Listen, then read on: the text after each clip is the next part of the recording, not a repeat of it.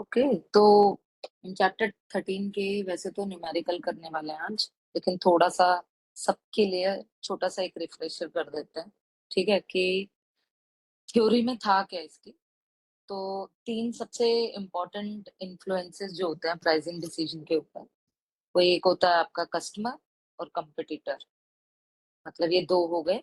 ठीक है, तो ये कस्टमर और कॉम्पिटिटर जो होते हैं वो आपके प्राइस मतलब डिमांड को इन्फ्लुएंस करते हैं। और जो कॉस्ट होता है थर्ड फैक्टर, वो आपके प्राइसेस को इन्फ्लुएंस करता है।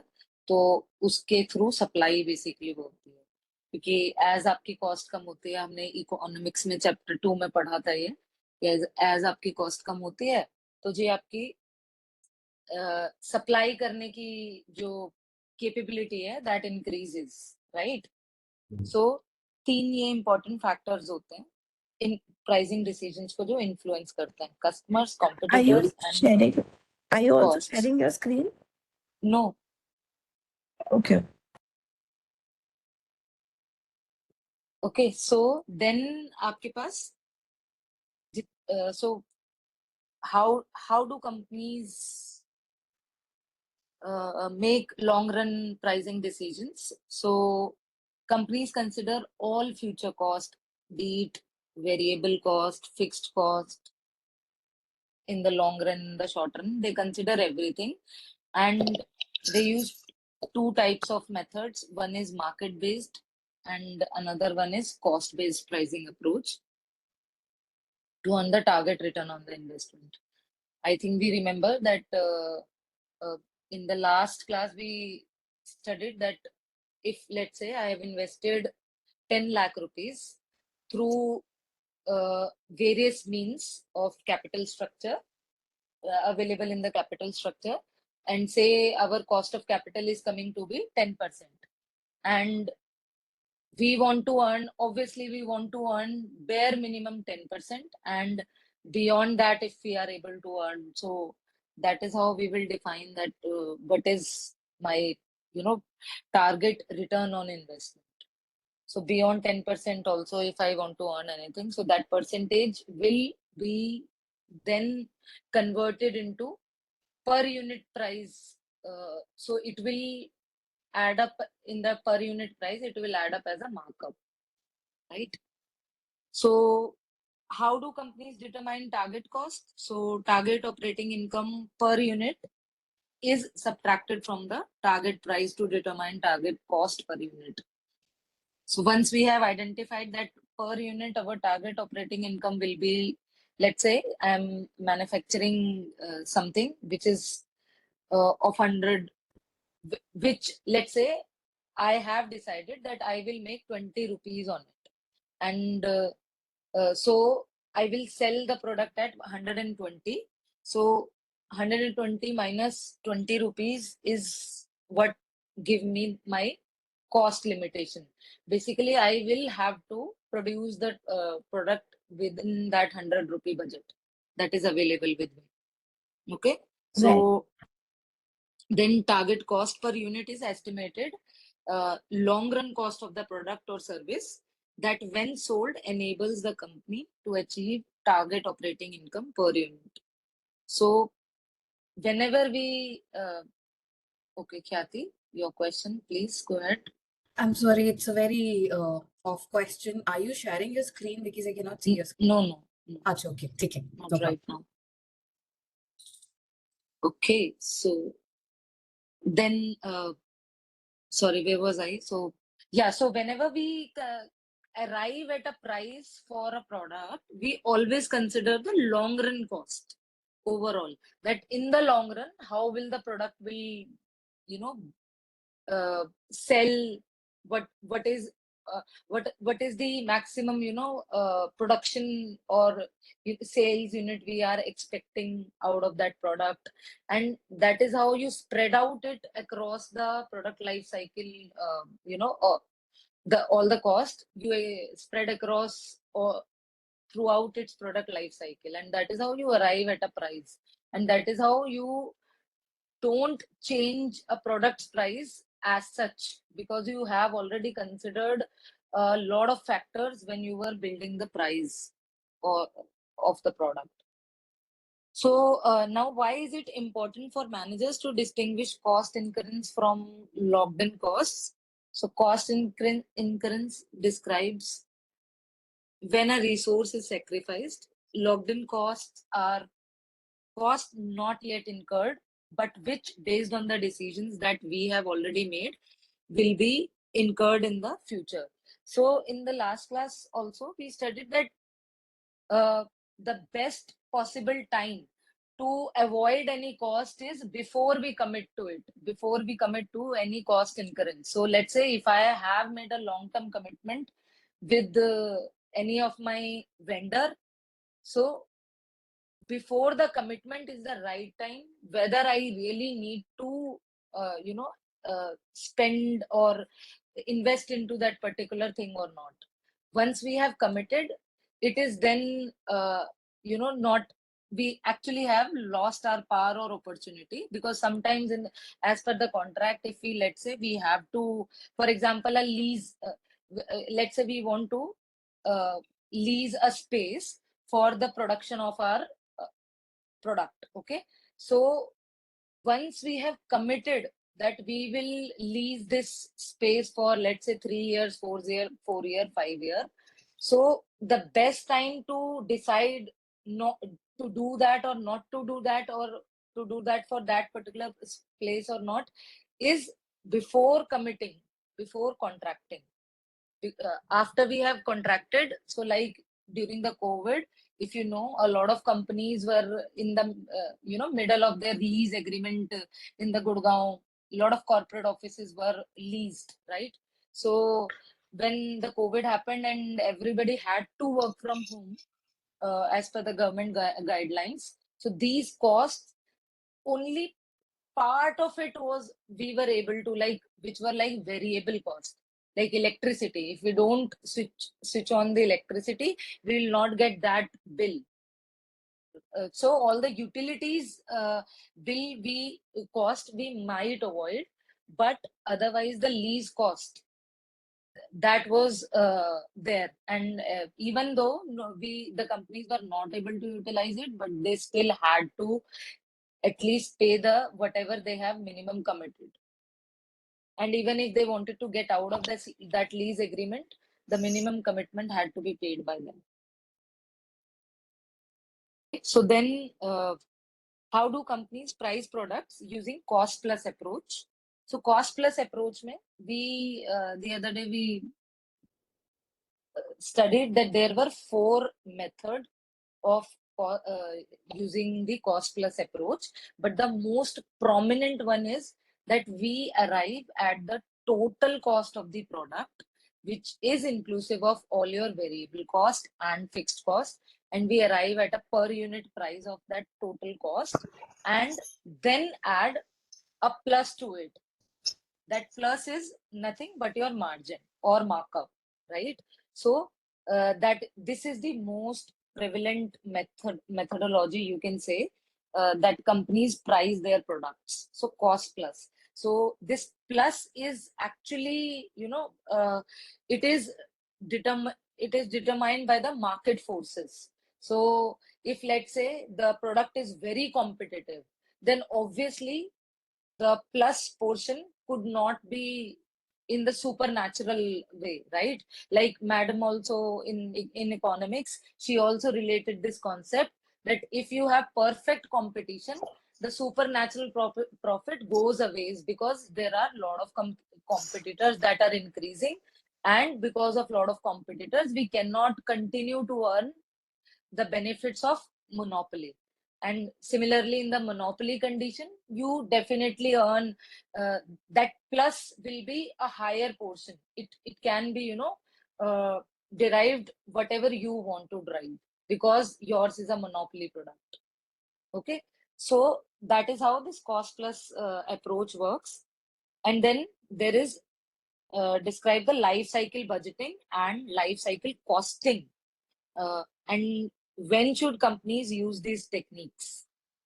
So life cycle budgeting estimates and life cycle costing tracks the tracks and accumulates the cost and of course the revenues attributable to the product right from the beginning. We know that in the entire process of a product, the the first process that we have is R&D. To the final process is customer service and support. So the entire chain process of chain is included, and their cost is included when we estimate or budget our products. This is the entire life cycle of the product. Okay, so these life cycle techniques are particularly important in two circumstances. One, a high percentage of total cycle costs are incurred before production begins, and revenues are earned over several years. So as we know, in during the R&D and prototyping stage of a product, when we design and finally we come up with a final product, right? Because during the prototype also we end up creating multiple prototypes, sometimes to just reduce the cost or sometimes to improve the quality to the standards where the company wants it to be, right? So sometimes a big portion is invested during these two stages only, R&D and prototyping stages, and those costs also need to be recovered through the product sales only, right? Whatever the product life cycle is, and through within that life cycle we have to achieve and including the production costs until the customer service department cost. So we will have to budget for every cost in this whole process. And the second is a high fraction of the life cycle costs are logged in at the R&D and design stages. So the life cycle techniques are particularly important, because especially when the product is in the new it's a new product. So then this life cycle budgeting or life cycle costing estimates technique becomes very, very relevant for us for when it is a new product. Then then there is the price discrimination. So price discrimination is nothing but charging some customers a higher price for a given product or service than the other customers. Okay, so price discrimination sometimes can backfire also. And uh, there is this peak load pricing, which we all know is a great example of price discrimination technique that we apply. So how does a peak load pricing works is that we charge a higher price of the same product or service when demand approaches physical capacity limits. So for example, let's say during the Diwali time, you would not probably you would not get much discounts on diyas, candles and all of that stuff, right? Because that is the peak time for them for those products to be sold, right? Otherwise around the year probably you will get hefty discounts and all. Even during the Diwali, the gift items and all, because now there are a lot of markets are full of such gift hampers and everything else. So we see very less discounts running around that time. Or sometimes the pricing technique is like that they want to attract the customer, they price it double the value they want to sell, so that they say they are selling buy one get one kind of thing. So that is their pricing strategy. It has nothing to do with the discounts and all as such, if we understand. So then under price discrimination and peak load pricing, prices differ among different market segments, even though the cost of providing the product or service is approximately the same. So so that was all on the refresher of chapter 13 theory. I would definitely request you to go through the questions as well for the chapter 13. Some of them will go through now. I'm just sharing my screen. Give me a moment. So chapter 13.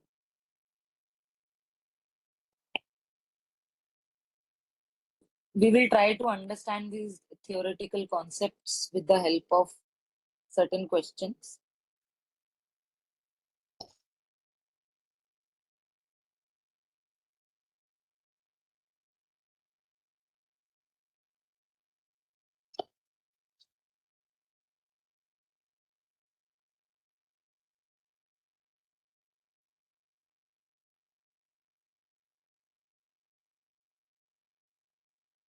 Sorry, allow me a moment. I'm still trying to.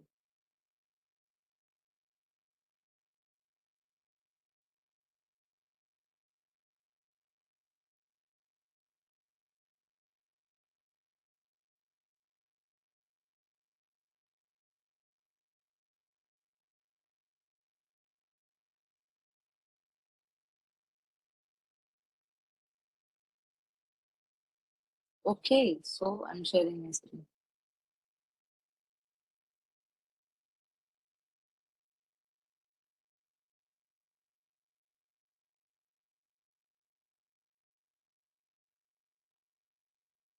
Are you able to see the screen? Yes. Yes. Okay. So this is the problem for self-study, and I would recommend that you guys also do it from the book itself for other questions. Okay. So yes, I mean later on. Right now, so we all have to focus on this question. So problem for self-study. Then, so we kind of started this question in the previous class also. Yes. So they are now saying reconsider the Estel computer example, which was on page 527. So Estel's marketing manager realizes that a further reduction in price is necessary to sell 2 lakh units of Pro Value 2 to maintain a target profitability of $16 million or $80 per unit. Astel will need to reduce the cost of Pro Value 2 by $6 million, or if converted in unit terms, so 30 per unit they have to reduce the cost. Astel targets a reduction of $4 million or 20 per unit in manufacturing cost and $2 million or 10 per unit in marketing and distribution cost, and marketing, distribution, and customer service cost. The cross-functional team assigned to this task proposes the following changes to manufacture a different version of Pro Value called Pro Value 3. So what they suggested, reduce direct materials and ordering cost by purchasing sub-assembled components rather than individual components. Okay, so if so they are saying basically ordering cost can be reduced by ordering sub-assembled components rather than individual component. So if let's say we we are importing or getting something per order cost. So if let's say there is this product which can be sub assembled, okay, and we are ordering them individually part by part, so they are saying that the ordering cost can be reduced if we do not order the product part by part but in the sub assembled form. Okay, then re-engineer ordering and receiving to reduce ordering and receiving costs per order. Okay, this is their second suggestion. Then reduce testing time and the labor and power required per hour of testing. Okay, so if we reduce the testing time, labor and power required per hour of testing will also reduce, and hence will help in reduce the costing as well. Fourth strategy they are suggesting, develop new rework procedure to reduce rework cost per hour. So these are the 4 methods they have suggested to reduce the cost. So no changes are proposed in direct manufacturing labor cost per unit and in total machining costs. So the following table summarizes the cost driver quantities and the cost per unit of each cost driver for for Pro Value 3 compared to Pro Value 2. So we have the information in so many columns. Column A says the cost category, okay, which is like direct material, direct manufacturing labor, direct machining, which is a fixed cost, ordering and receiving, test and inspection, rework. So these are the broad categories where the cost is there. And then we also studied about the cost driver. So direct material was, if we remember clearly, 1 unit of product needed 1 kit for the as an input, as a material. Okay, so 1 kit was required for 1 unit of product. Then direct manufacturing labor are, so 2.65 direct manufacturing labor hours were required per unit. Okay, and the unit we were Pro Value we were producing were 2 lakh units. Okay, then direct machine hours. So for machine hours, they have given a, because if you remember, the total machine hours were 1,50,000 hours, and each unit required 2 hours, right? So we had 300 in total. We had 300 hours, if I remember correctly. So 300,000 hours for the year, and hence we were able to produce 150,000 of Pro Value 2. Okay.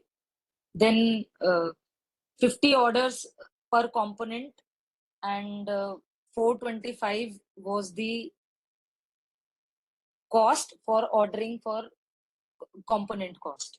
Then 15 testing hours per unit were utilized, and for similarly for 2 lakh units, if we want to do that, so for 2 lakh unit it becomes 2 lakh multiplied by 15, so 30 lakh is the total cost. Then rework also 6.5% का defect rate था, so rework hours required were 2.5 hours in the previous case, so 2.5 hours per defective unit. And as per 6.5%, if we manufacture 2 lakh units, so it's 13,000 defective units we are producing. And so the total is budgeted total quantity of cost driver 32,500.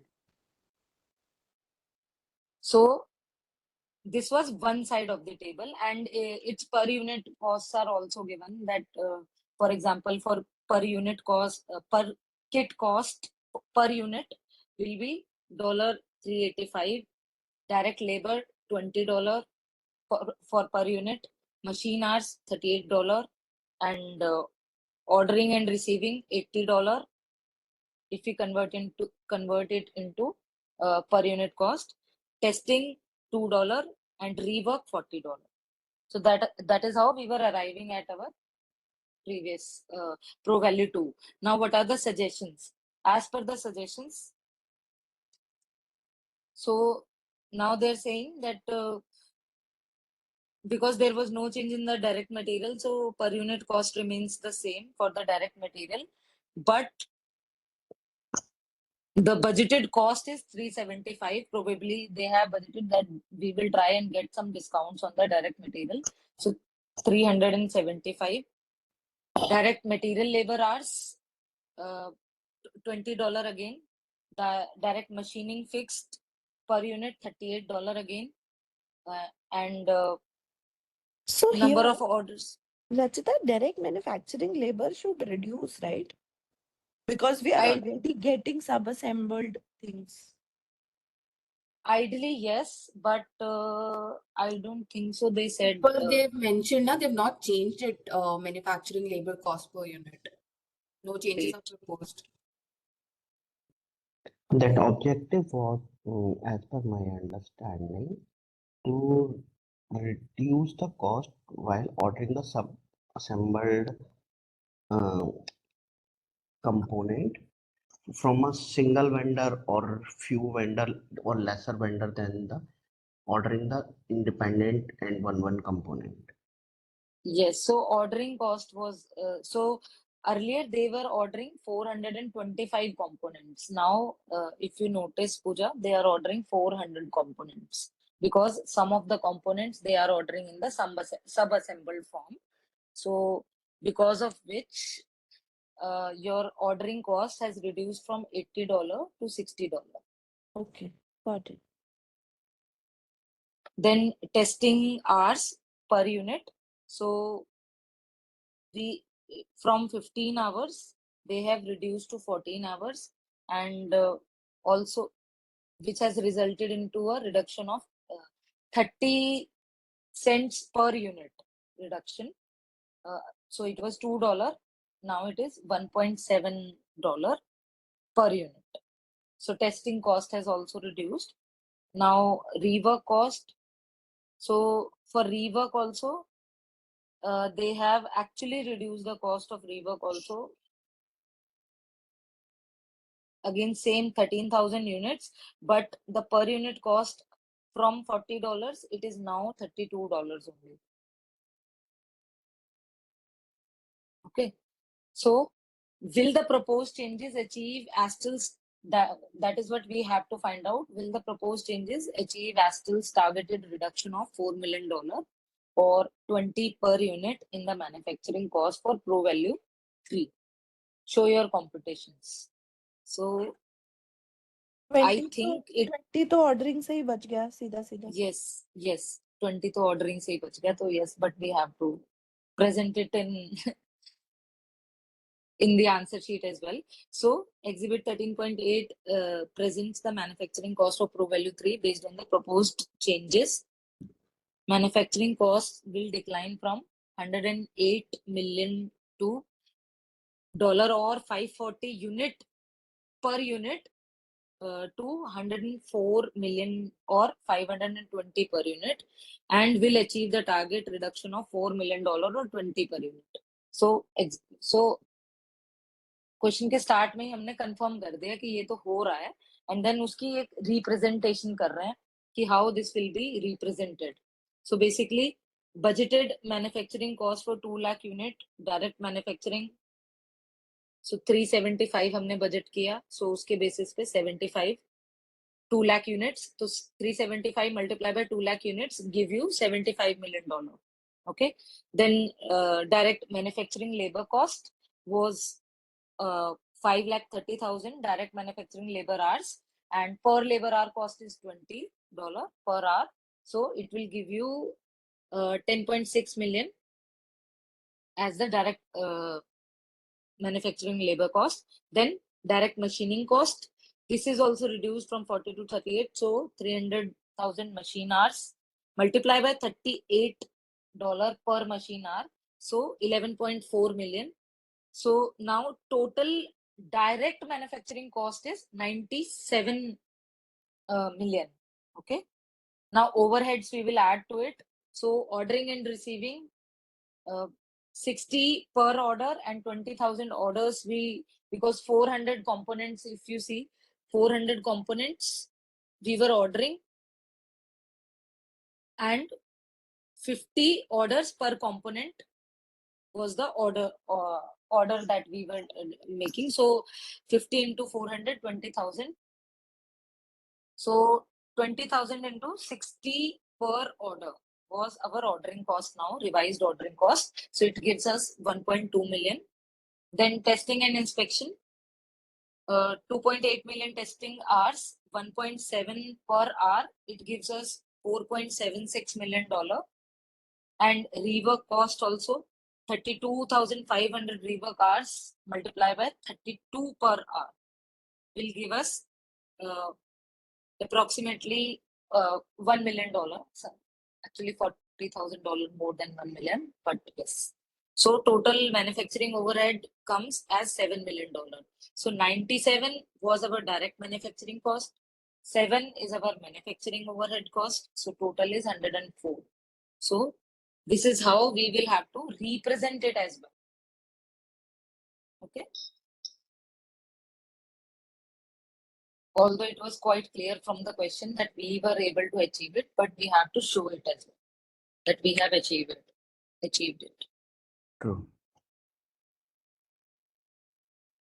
Okay. Any doubt in the question we just solved? One Any sort of quick, doubt? yeah, No, one clear quick था। question. So question में तो clear सिर्फ $20 ordering cost पे ही दिख रहा था and बाकी चीजों पे भी दिख रहा था कॉस्ट रिड्यूस हुई भी, बट इन्होंने फाइनल सिर्फ 20 ही कैसे किया है वो एक बार समझ ले. Okay. Are you getting? They are targeting, I think.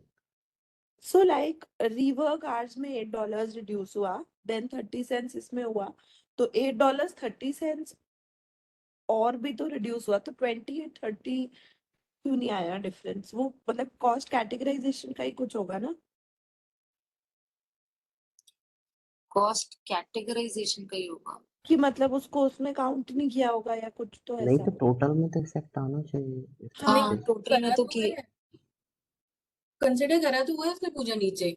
तो यार फिर टोटल डिफरेंस $20 क्यों है इंस्टेड ऑफ 28-30? $20 540 की जगह 520 हुआ है ना, तो $20 डिफरेंस बोल रहा है वो.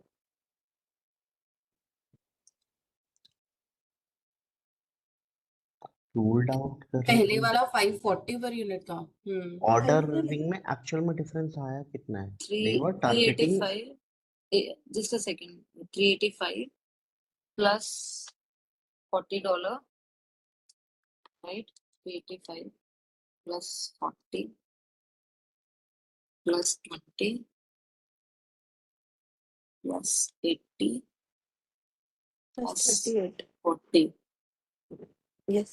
नहीं 38 को तो मैं पहले 40 बना चुकी थी ना. हाँ सो ठीक है. 565 आ रहा है ये इसका टोटल 565. ओके.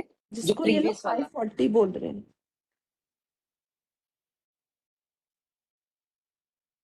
अच्छा वो हमने 20. ओके. हाँ इसको ये ओके ये एग्जिबिट 13.6 में बोल रहे हैं कि ये 540 पर यूनिट था, पर यूनिट है, करेक्ट. बट यहाँ पे 565 है. और इसका अगर अब मैं दूसरे वाले का भी टोटल करूँ ऐसे वो नीचे वैसे इन्होंने 520 दिया ही हुआ है. 375 plus 20 plus 38 60 518. Plus 1.7 plus 32 so 526.7. From 565 और फ्रॉम 540. 5 हाँ so 526.7 so 38.3 in total reduce. Correct. So that is reduction from 565 to 526.7. Correct. Good observation.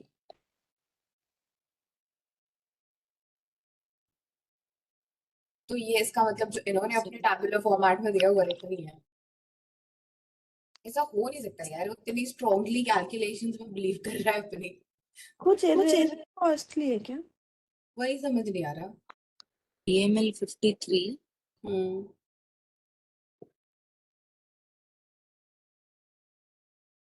Yes, DML 53 लिखा है.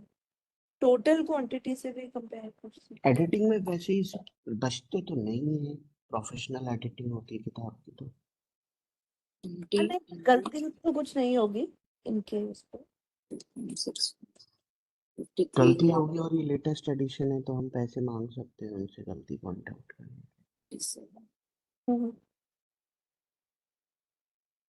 ऑर्डरिंग एंड Delete रिसीविंग करना चाहिए. $6 कैसे आ हम्म? गया? हम्म? ऑर्डरिंग एंड रिसीविंग $6 कैसे लिखा है 80 और 60 की जगह?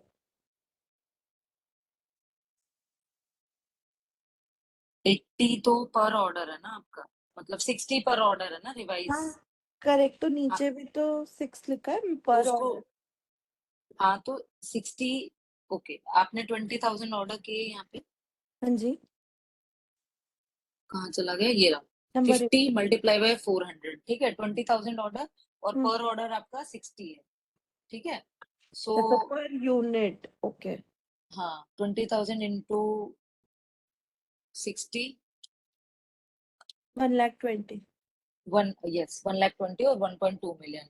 Now divide it by total Sorry, number of 12 units 1.2 is 2 million? lakh units. हाँ sorry 12 लाख.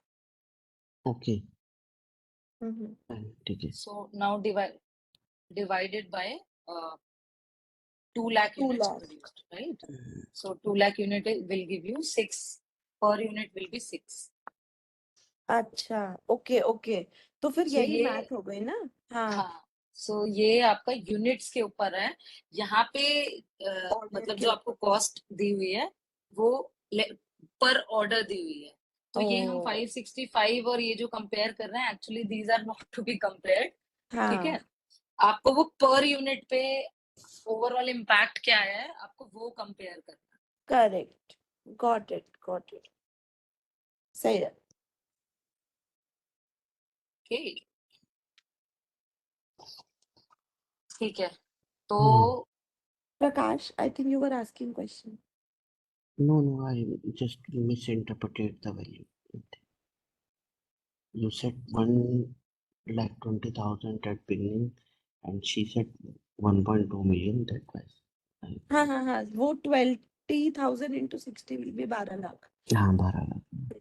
हाँ बट आपको और समझ आ गया ना दैट यूनिट हाँ, और वो वाला क्या डिफरेंस है ऑर्डर वाला. हाँ. टैबुलर एग्जिबिट बनाया इन्होंने या फिर ये प्लेन टेक्स्ट में बनाया, कैसे बनाया? मतलब हमें टैबुलर आंसर शीट में कैसे बनाना होगा? टैबुलर टैबुलर तो कितने कॉलम रखने? फर्स्ट कॉलम में जो पुराना है वो, सेकंड कॉलम में जो नया है वो तो ना क्वेश्चन में ही था तो ओके. इन्होंने आंसर में तो सिर्फ मतलब 2 कॉलम वाला बनाया है. ओके. जो 8-10 कॉलम वाला था वो क्वेश्चन में गिवन था. ओके. अभी क्वेश्चन और हम कर लें अपनी तरफ से इसमें. यस. हाँ जी. ठीक है. So Prakash, I don't know, but I can see that in the PDF version, the questions are not at all solved. I mean, except for that one example that we did, there are not solved questions as such. But in the physical book, they have given so many solved questions as well before they start with unsolved questions. Maybe that is So the old version or something. Oh, so should I then purchase the book? this is, yeah, I'm realizing it for the first time that because I was always referring to my book only and not studying from this PDF version. So I didn't realize that they didn't have as such any solved question in the PDF version. Got it. Good to know. Actually, in the PDF versions, the solution part is offered separately. मतलब वो जो package रहता है digital package उसमें वो online, but वो तो Okay. User ID password से ही आएगा. पीडीएफ तो डिजिटल राइट से मूव करके सर्कुलेट कर दी गई होगी. Okay. Okay, got it. So let's move on. So we are doing this problem. As you can see, chapter 13, problem number 19. So in this problem, we will see how target prices, target cost, and activity-based costing, how this will play a role in overall question. Okay, because we have learned these terms, so we will now see the practical implication of these terms. So Snappy Tiles is a small distributor of marble tiles.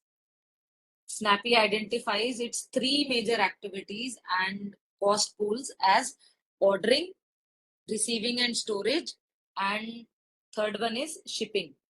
Okay, so first is ordering, then receiving and storage is second, and third one is shipping. And it reports the following details for 2016. Okay, so placing and paying for orders of marble tiles. So cost driver is number of orders. Cost driver, as we understand, that basically the more the number of orders, the more will be our cost. So number of orders plays a important role here as a driver of the cost. Okay, so number of orders are quantity of cost driver 500. Cost per unit of cost driver is 50 per order. Okay, so let's say if we are ordering for 500 times and per order cost is 50. So 500 multiplied by 50 is 25. 25,000 will be our cost as such, as per 2016 details. Okay, we have to keep Mm. that in mind. This is as per 2016 details. So receiving and storage cost, the cost driver is loads moved. Okay, and the quantity of number of times probably the loads have been moved is 4,000, and per load cost is $30 per load. Okay, so 4,000 multiplied by 30 will 1.2 lakh. yes, Yes. 120,000. yes. So yeah, so then shipping of marble tiles to retailers, number of shipments is 1,500, and per shipment is your 40. Okay, so 1,500 multiplied by 40 will give you 60,000. Yes. So now, for 2016, Snappy buys 250,000 marble tiles at an average cost of $3 per tile and sells them to retailers at an average price of $4 per tile. Okay, assume Snappy has no fixed cost and no inventories. Okay, so अभी हमें then required क्या है, question में हमें करना क्या है, part 1 में हमें, सॉरी क्वेश्चन तो क्लियर हो गया ना, अदरवाइज वैसे क्वेश्चन को it is advisable to read it twice और थ्राइस.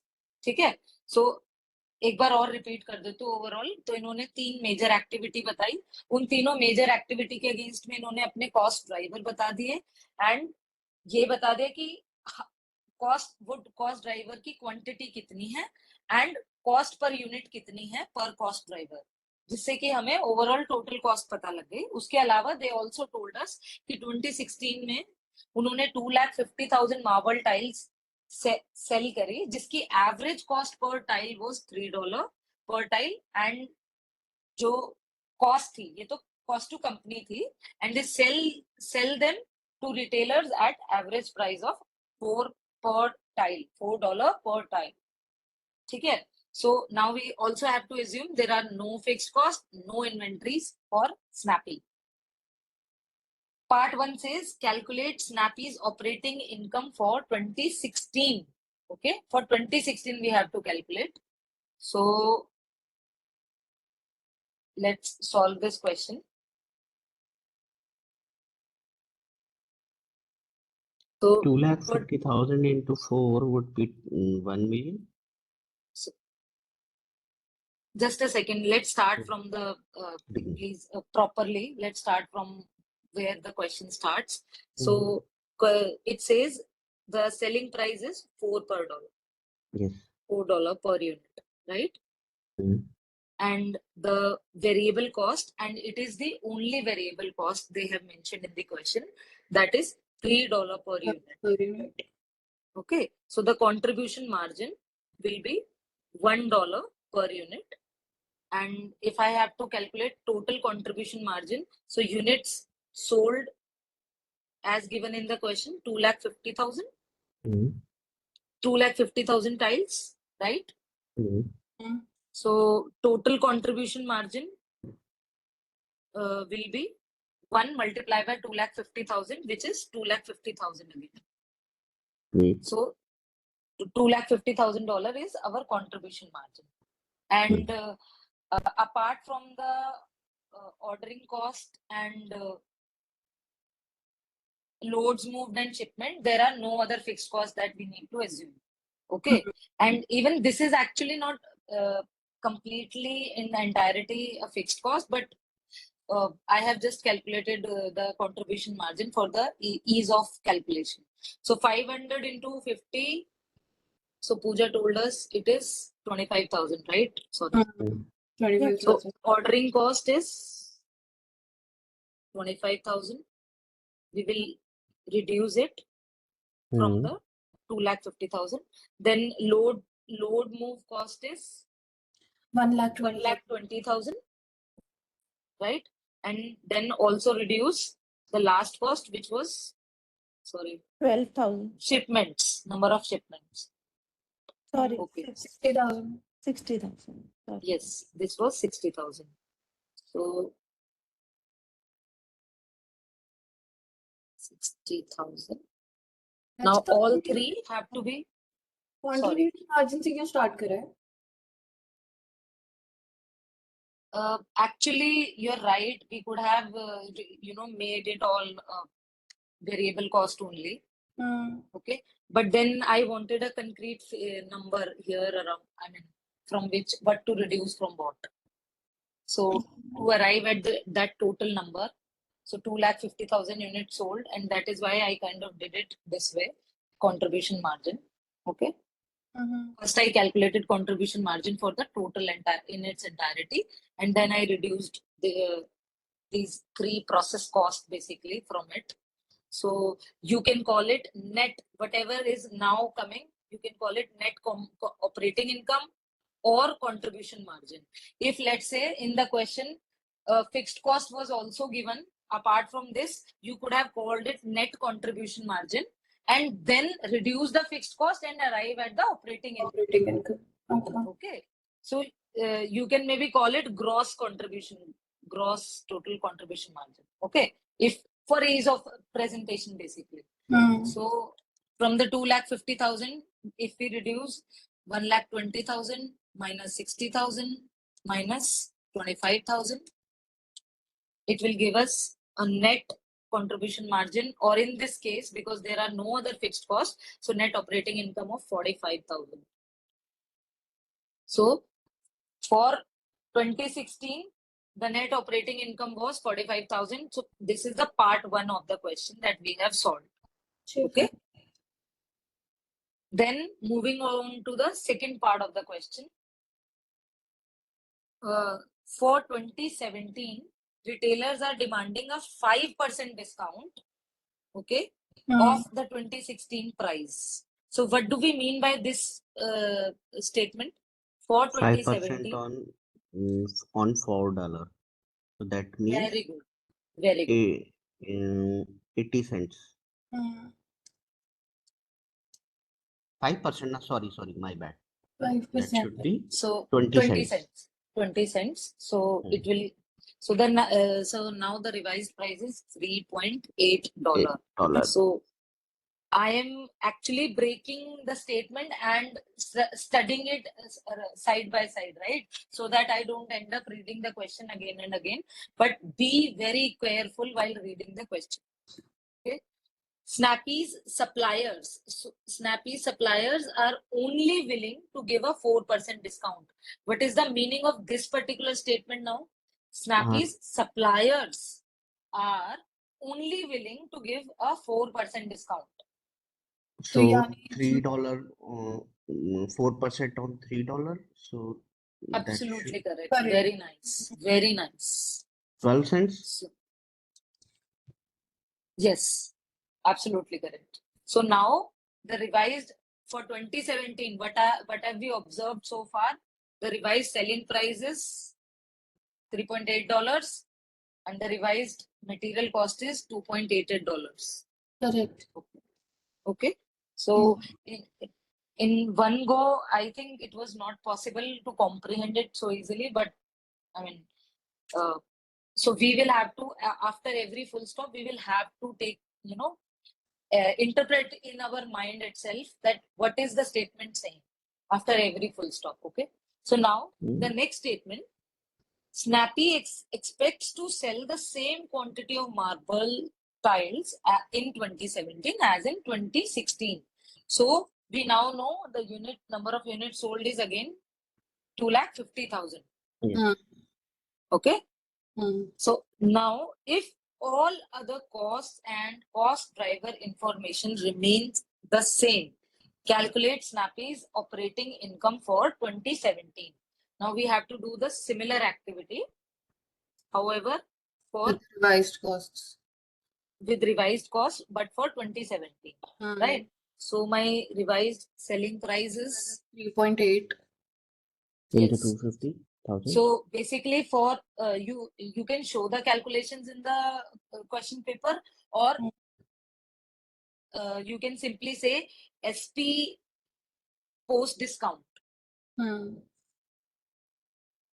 Okay, so हाँ. $3.8. Here in rough, you can show 4 multiplied by 0.95. हाँ. That is what you did. Correct. Because your calculations need to be in the question also. This is just to clarify so that it does not appear that you have copied the solution from someone else. You know your calculations, you know what you are doing. So it's always good to mention what you have done, how you have arrived at $3.8. Okay. Then the variable cost. So variable cost is $2.88. हाँ. And again, you can show 3 multiplied by 0.96 हाँ. because there was 4% discount that we Okay. received. हाँ. So now contribution margin per unit will be 3.8 minus 2.88, which will give us 0.92. हाँ. And unit sold, as they mentioned, unit sold remains the same. So Hmm. 2,50,000. So if we multiply the total gross total contribution margin is 2,30,000. I was expecting Pooja will say, but Hmm. so 2,30,000. नहीं है यार, बता. हाँ. Okay, so then we have to assume all other costs remaining same. So less ordering cost, it was 25,000, right? Loading cost, less loading cost, it was 1,20,000. Total minus करना है तो 25,000 बचेगा. Sorry, Pooja? Total 2,05,000 minus करना है ना, तो 25,000 बचेगा. हाँ, ओके. अब पूजा ने पकड़ ली पेस, उसने कहा ऐसे कैसे. मैं पहले कुछ सोच रही थी फर्स्ट क्वेश्चन के बारे में. हाँ, वो मैंने जानबूझ के आपको पॉइंट आउट किया. मुझे लग रहा था कि पूजा ने क्वेश्चन को छोड़ दिया है बीच में. That is why I pointed you out. नहीं, actually I have a question on first part, वो मैं पूछ लूंगी जब क्वेश्चन ओवर हो जाएगा ना. अच्छा, ओवर नहीं होगा, बस इस पार्ट को सॉल्व करते हैं फिर हम कर लेंगे. सो 25,000 is the revised $25,000 is the revised operating income for 2070. हाँ. Pooja, your doubt should be cleared now. यार मेरा सिर्फ ये क्वेश्चन है दैट आपने ये कैसे पकड़ा कि ये जो ऊपर कॉस्ट लग रही है ऑर्डरिंग, लोडिंग और शिपमेंट, ये उस $3 में इंक्लूडेड नहीं है. अरे मतलब ये तो अगर क्लियरली गिवन है ना क्वेश्चन में. इसको पकड़ने का सिंपल बात ये थी कि सप्लायर आपको दे कितने पे रहा है, उसके बाद ये ऊपर से एडिशनल आपको बताई गई है ना कॉस्ट. हाँ, नहीं, वी विल स्टडी इट. पूजा, आपको क्वेश्चन में क्लियरली मेंशन है, इसीलिए आपको पता है. Snappy Tiles is a small distributor of marble tiles. Snappy identify its three major activities and cost pools as ordering, receiving, storage, and shipping, and it reports the following details for 2016. वो जो अब cost यहाँ pool पे है पढ़ते हैं. यही बात है. एक second Prakash ji. So question को अब फिर उन्होंने इन तीनों के बारे में आपको डिटेल दे दी. Then for 2016, Snappy buys 2,50,000 marble tiles at an average cost of $3 per tile. तो ये तो क्लियर है ना पूछा कि ये तो टाइल की कॉस्ट है सीधा सीधा. These और are इसके not ऊपर ये सब the लगेंगे. pre-process cost. Yes, of course. ठीक है. And sells them to retailer at $4. Assume Snappy has no fixed cost and no inventories. ठीक है, तो यहाँ से क्लियर हुआ ये कि average cost of raw material is basically $3 per tile. ठीक है. ठीक है जी. So now moving on to the third part of the question, which says, suppose further that Snappy decides to make changes in its ordering and receiving and storing practices. Okay. So किन दो processes में change हो रहा है? एक तो ordering and receiving and receiving and storage. तीनों में तो हो रहा है. नहीं, तीनों में नहीं हो अच्छा, रहा ना. देखो, में नहीं हो रहा. हाँ हाँ, ठीक है. हाँ, ऑर्डरिंग में हो रहा है और यहाँ पे receiving Receiving and and storage. Storage में. ठीक है. practices. ठीक है? So by placing long run orders with its key suppliers, Snappy expects to reduce the number of orders to 200 and the cost per order to 25 per order. Okay. तो अपने number of order भी कम हो गए हैं, only 200 रह गए हैं. Earlier it was 500 in the question, and order की पर ऑर्डर की कॉस्ट $50 दी हुई थी in the question. Now it will be $25 per order. ठीक है? Then by redesigning the layout of the warehouse and reconfiguring the crates in which the marble tiles are moved, Snappy expects to reduce the number of loads moved to from 4,000 to 3,125 loads.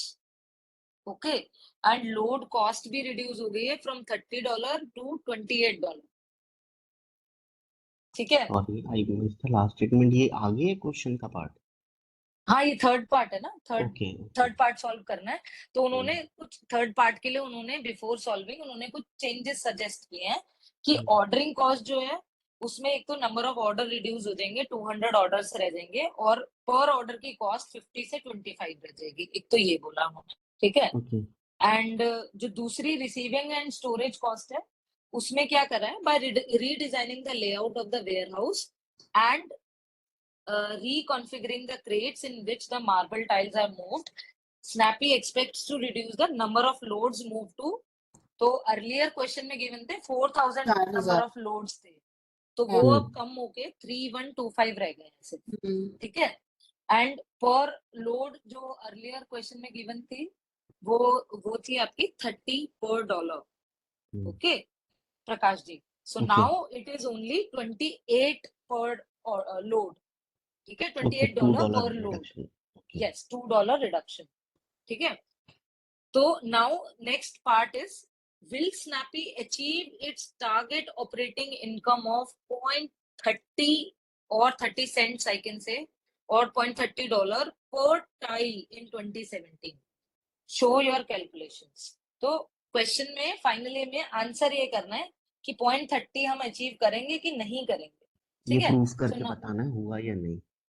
Correct. Through the solutions. So now third page, since they did not talk about any other change, okay, so we will assume that, sorry. Yes, हो जाएगा. Thank you, Pooja, for breaking the surprise. हो सकती है calculation, लग तो रहा है. हाँ हो जाएगी. You are right. तो अगेन अब मैं ना मेरे पास एसपी को अब आप कुछ भी मत लिखो, हमें बताने दो. Very good. हाँ आप ही बता. 2017 की बात हो रही है तो 3.8 लगेगी एसपी. नेक्स्ट आते बताएंगे. ये 2.88 वो लगेगा. पूजा ये एक मिनट, फॉर अदर्स ये बहुत इंपॉर्टेंट पॉइंट था जो पूजा ने इतने इजीली बस बोल के आगे बढ़ गई कि 2017 की बात हो रही है और 2017 में उन्होंने हमें ये एसपी और वीसी जो बोला था वो ही रखना है. मतलब हम आपको ये देखना है कि एकदम प्रेजेंस ऑफ माइंड रखनी है जब क्वेश्चन सॉल्व कर रहे हैं. ठीक है? तो $4 नहीं लिया हमने, $3.8 लिया क्योंकि 2017 की बात हो रही थी. सो वेरी नाइस पूजा. ओके, $3.8 सेलिंग प्राइस हो गया. कॉस्ट 2.88 हो जाएगी. 2.8 वेरी गुड. क्या थी? 0.88. ग्रॉस हमको सेव रहेगा. हाँ तो यहाँ तक मैं ये कॉपी कर देती हूँ. तो 0.92 and units sold were 250,000 units. So gross total आ गया आपका. अब हमको 2 लाख. सॉरी प्रकाश जी बोलिए, आप बोलिए. मैं पूछ रहा था ये जो हमारी कॉस्ट थी प्रीवियस एग्जिबिट में तो हम ये टोटल मतलब ले रहे थे, बट अब हमें यूनिट वाइज करनी है. तो वेरी गुड. यस, यहाँ पर सारा उसको पीछे से पकड़ के कि किस ऑर्डर पे कितनी टाइल्स हैं. एंड में भी कर सकते हैं. एंड में डिवाइड कर देंगे. एंड हाँ, मतलब ऐसे भी कर सकते हो, अदरवाइज जो बुक में जिस तरीके से प्रेजेंटेशन दी हुई है, तो ये इन्होंने 3.8 और 2.88 से नहीं किया, ये तो मुझे थोड़ी सी आदत लगी हुई है शॉर्टकट में क्वेश्चंस को करने की, बट उन लोगों ने तो 3.8 मल्टीप्लाई बाय यहीं से शुरू हो गए थे, 2,50,000 यहीं से शुरू हो गए थे, तो अच्छा उन्होंने वेरिएबल और वो भी टोटल पे भी निकाली, और पर यूनिट के लिए भी एक सेपरेट कॉलम जैसे ऐसे उन्होंने जैसे क्रिएट वो कर अभी लिया। एग्जिबिट में तो डाला ये हुआ था उन्होंने। हाँ, जैसे Which will एग्जिबिट you में get डाला हो more तो बिल्कुल marks if we do the more work in the answer sheet? C set. Are we understanding? या इस ये पॉइंट तो पे है, मुझे मैम क्लैरिटी ने नहीं बोला है। था। नहीं, मैम आई ने एम बोला होपिंग, था हाँ, अच्छा मैम ने बोला था the तो more good work you then. put in, the more marks you'll get. ठीक है, तो आपको पर यूनिट यहाँ पे आप साइड में ऐसे भी यूनिटरी वैल्यू भी कैलकुलेट करके चल सकते हो, नो हार्म इन दैट। ठीक है, सो नाउ ऑर्डरिंग कॉस्ट आपकी इन्होंने अब हमें दोबारा से कैलकुलेट करनी है। क्योंकि वो less 200 multiply by 25, correct. So 200 multiplied 25, 500? नहीं, 5,000. 6,000. 5000। And तो आप लोग how सॉल्व many करो, अब इसको how पर many यूनिट पे units कन्वर्ट करोगे प्लीज मेरे लिए। Yes. how many 5000, units in a single order? 2 lakh. 2,50,000. नहीं नहीं, हम पर यूनिट जब निकालते हैं प्रकाश जी, तो जितनी यूनिट सोल्ड होती है ना, ओके, उसी से पकड़ उस लेते हैं। पे पर यूनिट निकालना है ना आपको, तो अब So ठीक है, 0. 5,000 divided by 2,50,000. Yeah, So 0. that नहीं, और 2,50,000, सॉरी तो 0.02 हो 0. जाएगा। क्या 0.02 हो जाएगा क्या? 2 cents, 0.5 नहीं होगा? 20 cents, 0.02. 2 cents. 0.02 हो जाएगा। Good. ठीक है, और जो अपनी लोडिंग कॉस्ट है वो 3125 load multiply by $28। 87,500. 80,000. Then again divided by very good, 2,50,000. so 87,500 divided by 2,50,000, it will give us 0.35। आप लोग कैलकुलेटर से कर रहे हो या मैनुअल कर रहे हो?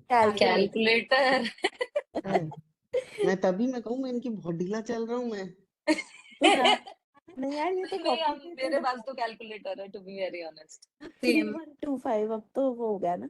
देन शिपमेंट, आपकी शिपमेंट में कोई चेंज नहीं बताया था, तो सेम रहेगा वो 60,000. आपकी सेम रहेगी शिपमेंट। तो 60,000 divided by 2,50,000, it will give us 0.24. 0.24। ठीक है, तो अब मेरा यहाँ पे टोटल में भी मैं कैलकुलेट करना है, सो 2,30,000 माइनस 5,000 माइनस 87,500 माइनस 60,000, तो ये आ गया आपका 77,500। और इधर इसमें टोटल अगर मैं कॉल वो करूं तो 0.92 मेरा कंट्रीब्यूशन मार्जिन पर यूनिट हमने निकाला था, 0.92। तो 0.92 में से अगर मैं पहले माइनस करूंगी 0.02 वो ऑर्डरिंग कॉस्ट का, फिर माइनस 0.35, देन माइनस 0.24, तो 0.31 बचेगा। तो 0.31 आ गया मेरा। तो क्वेश्चन में क्या पूछा था इन्होंने हमसे, क्वेश्चन में they asked, 0.31. correct, will Snappy achieve its target operating income of $0.30 per tile in 2017? तो हमने आंसर में बड़ी खूबसूरती से लिख देना है जब हमें ये कैलकुलेशन मिल जाएगी। यस, तो थ्योरी वाले में आंसर जरूर करना है, प्लीज ये आप याद रखना है इस सब्जेक्ट के लिए। ठीक है, जो भी क्वेश्चन पूछा है आपकी कैलकुलेशन में वो क्लियरली दिख रहा है, लेकिन फिर भी आप बिल्कुल लिखोगे उसको यहाँ पे, यस ये they will be able to achieve per unit operating income of $0.30। 31 cents. हाँ, हाँ, एक्चुअली में मतलब मैंने लैंग्वेज थोड़ी उस तरीके से कर दी तो मैंने $30 लिख दिया, but As exhibit. They will achieve it. Hmm, हाँ, एज शोन इन, आप अपनी टेबल का नाम मतलब एग्जिबिट एनीथिंग दे सकते हो, and then you can tell them कि ऐसा हमने एग्जिबिट उसमें कैलकुलेशन में शो करके दिखाया। मेरे पास ठीक एक है, बहुत तो क्वेश्चन है। हाँ जी, हमने कैसे, जैसे आपने कंट्रीब्यूशन मार्जिन से स्टार्ट कर लिया, राइट? कि बट अगर सामने क्वेश्चन मैंने कंट्रीब्यूशन मार्जिन से कहाँ स्टार्ट किया? आप देखो ना, मैंने तो पूरा ढंग से स्टार्ट किया। यहाँ पे नहीं, जो स्टार्टिंग में आपने पार्ट 1 सॉल्व करा है मैं उसकी बात कर रही हूँ, यहाँ पे नहीं। हाँ, पार्ट 1 भी मैंने तो एसपी माइनस बीसी वही वही वही देन आपने कंट्रीब्यूशन मार्जिन कैलकुलेट किया, राइट? अभी हम दूसरी अप्रोच की बात कर रहे थे जहाँ पे हम बाकी कॉस्ट को वेरिएबल कॉस्ट लेके उस हिसाब से भी कैलकुलेट कर सकते हैं, हाँ बिल्कुल। तो है ना? इसमें आप इसको gross total contribution margin call out कर सकते ठीक है, मेरा क्वेश्चन ये है कि क्वेश्चन देख के समझ कैसे आएगा कि भाई करना क्या है? क्योंकि मेरी सबसे बड़ी कंफ्यूजन यही होती है कि क्वेश्चन देख के सो समझ कैसे आएगा, वो अप्रोच कैसे उसके लिए पढ़ना ही पड़ेगा 3 बार क्वेश्चन। हाँ, उसके लिए कोई शॉर्टकट नहीं है। उसके लिए एक तो क्वेश्चन आपको पढ़ना पड़ेगा ख्याति ध्यान से, और दूसरा practice makes a person perfect. Okay. इसीलिए मेरा बार बार स्ट्रेस है कि ये क्लासेस का बिल्कुल जीरो यूज हो जाएगा, बिल्कुल जीरो, अगर आप लोग इसको प्रैक्टिस नहीं करोगे। क्योंकि यार पढ़ा तो एक बार हमें मैम भी चुकी हैं, हम सबको पढ़ा चुके हैं, राइट? राइट।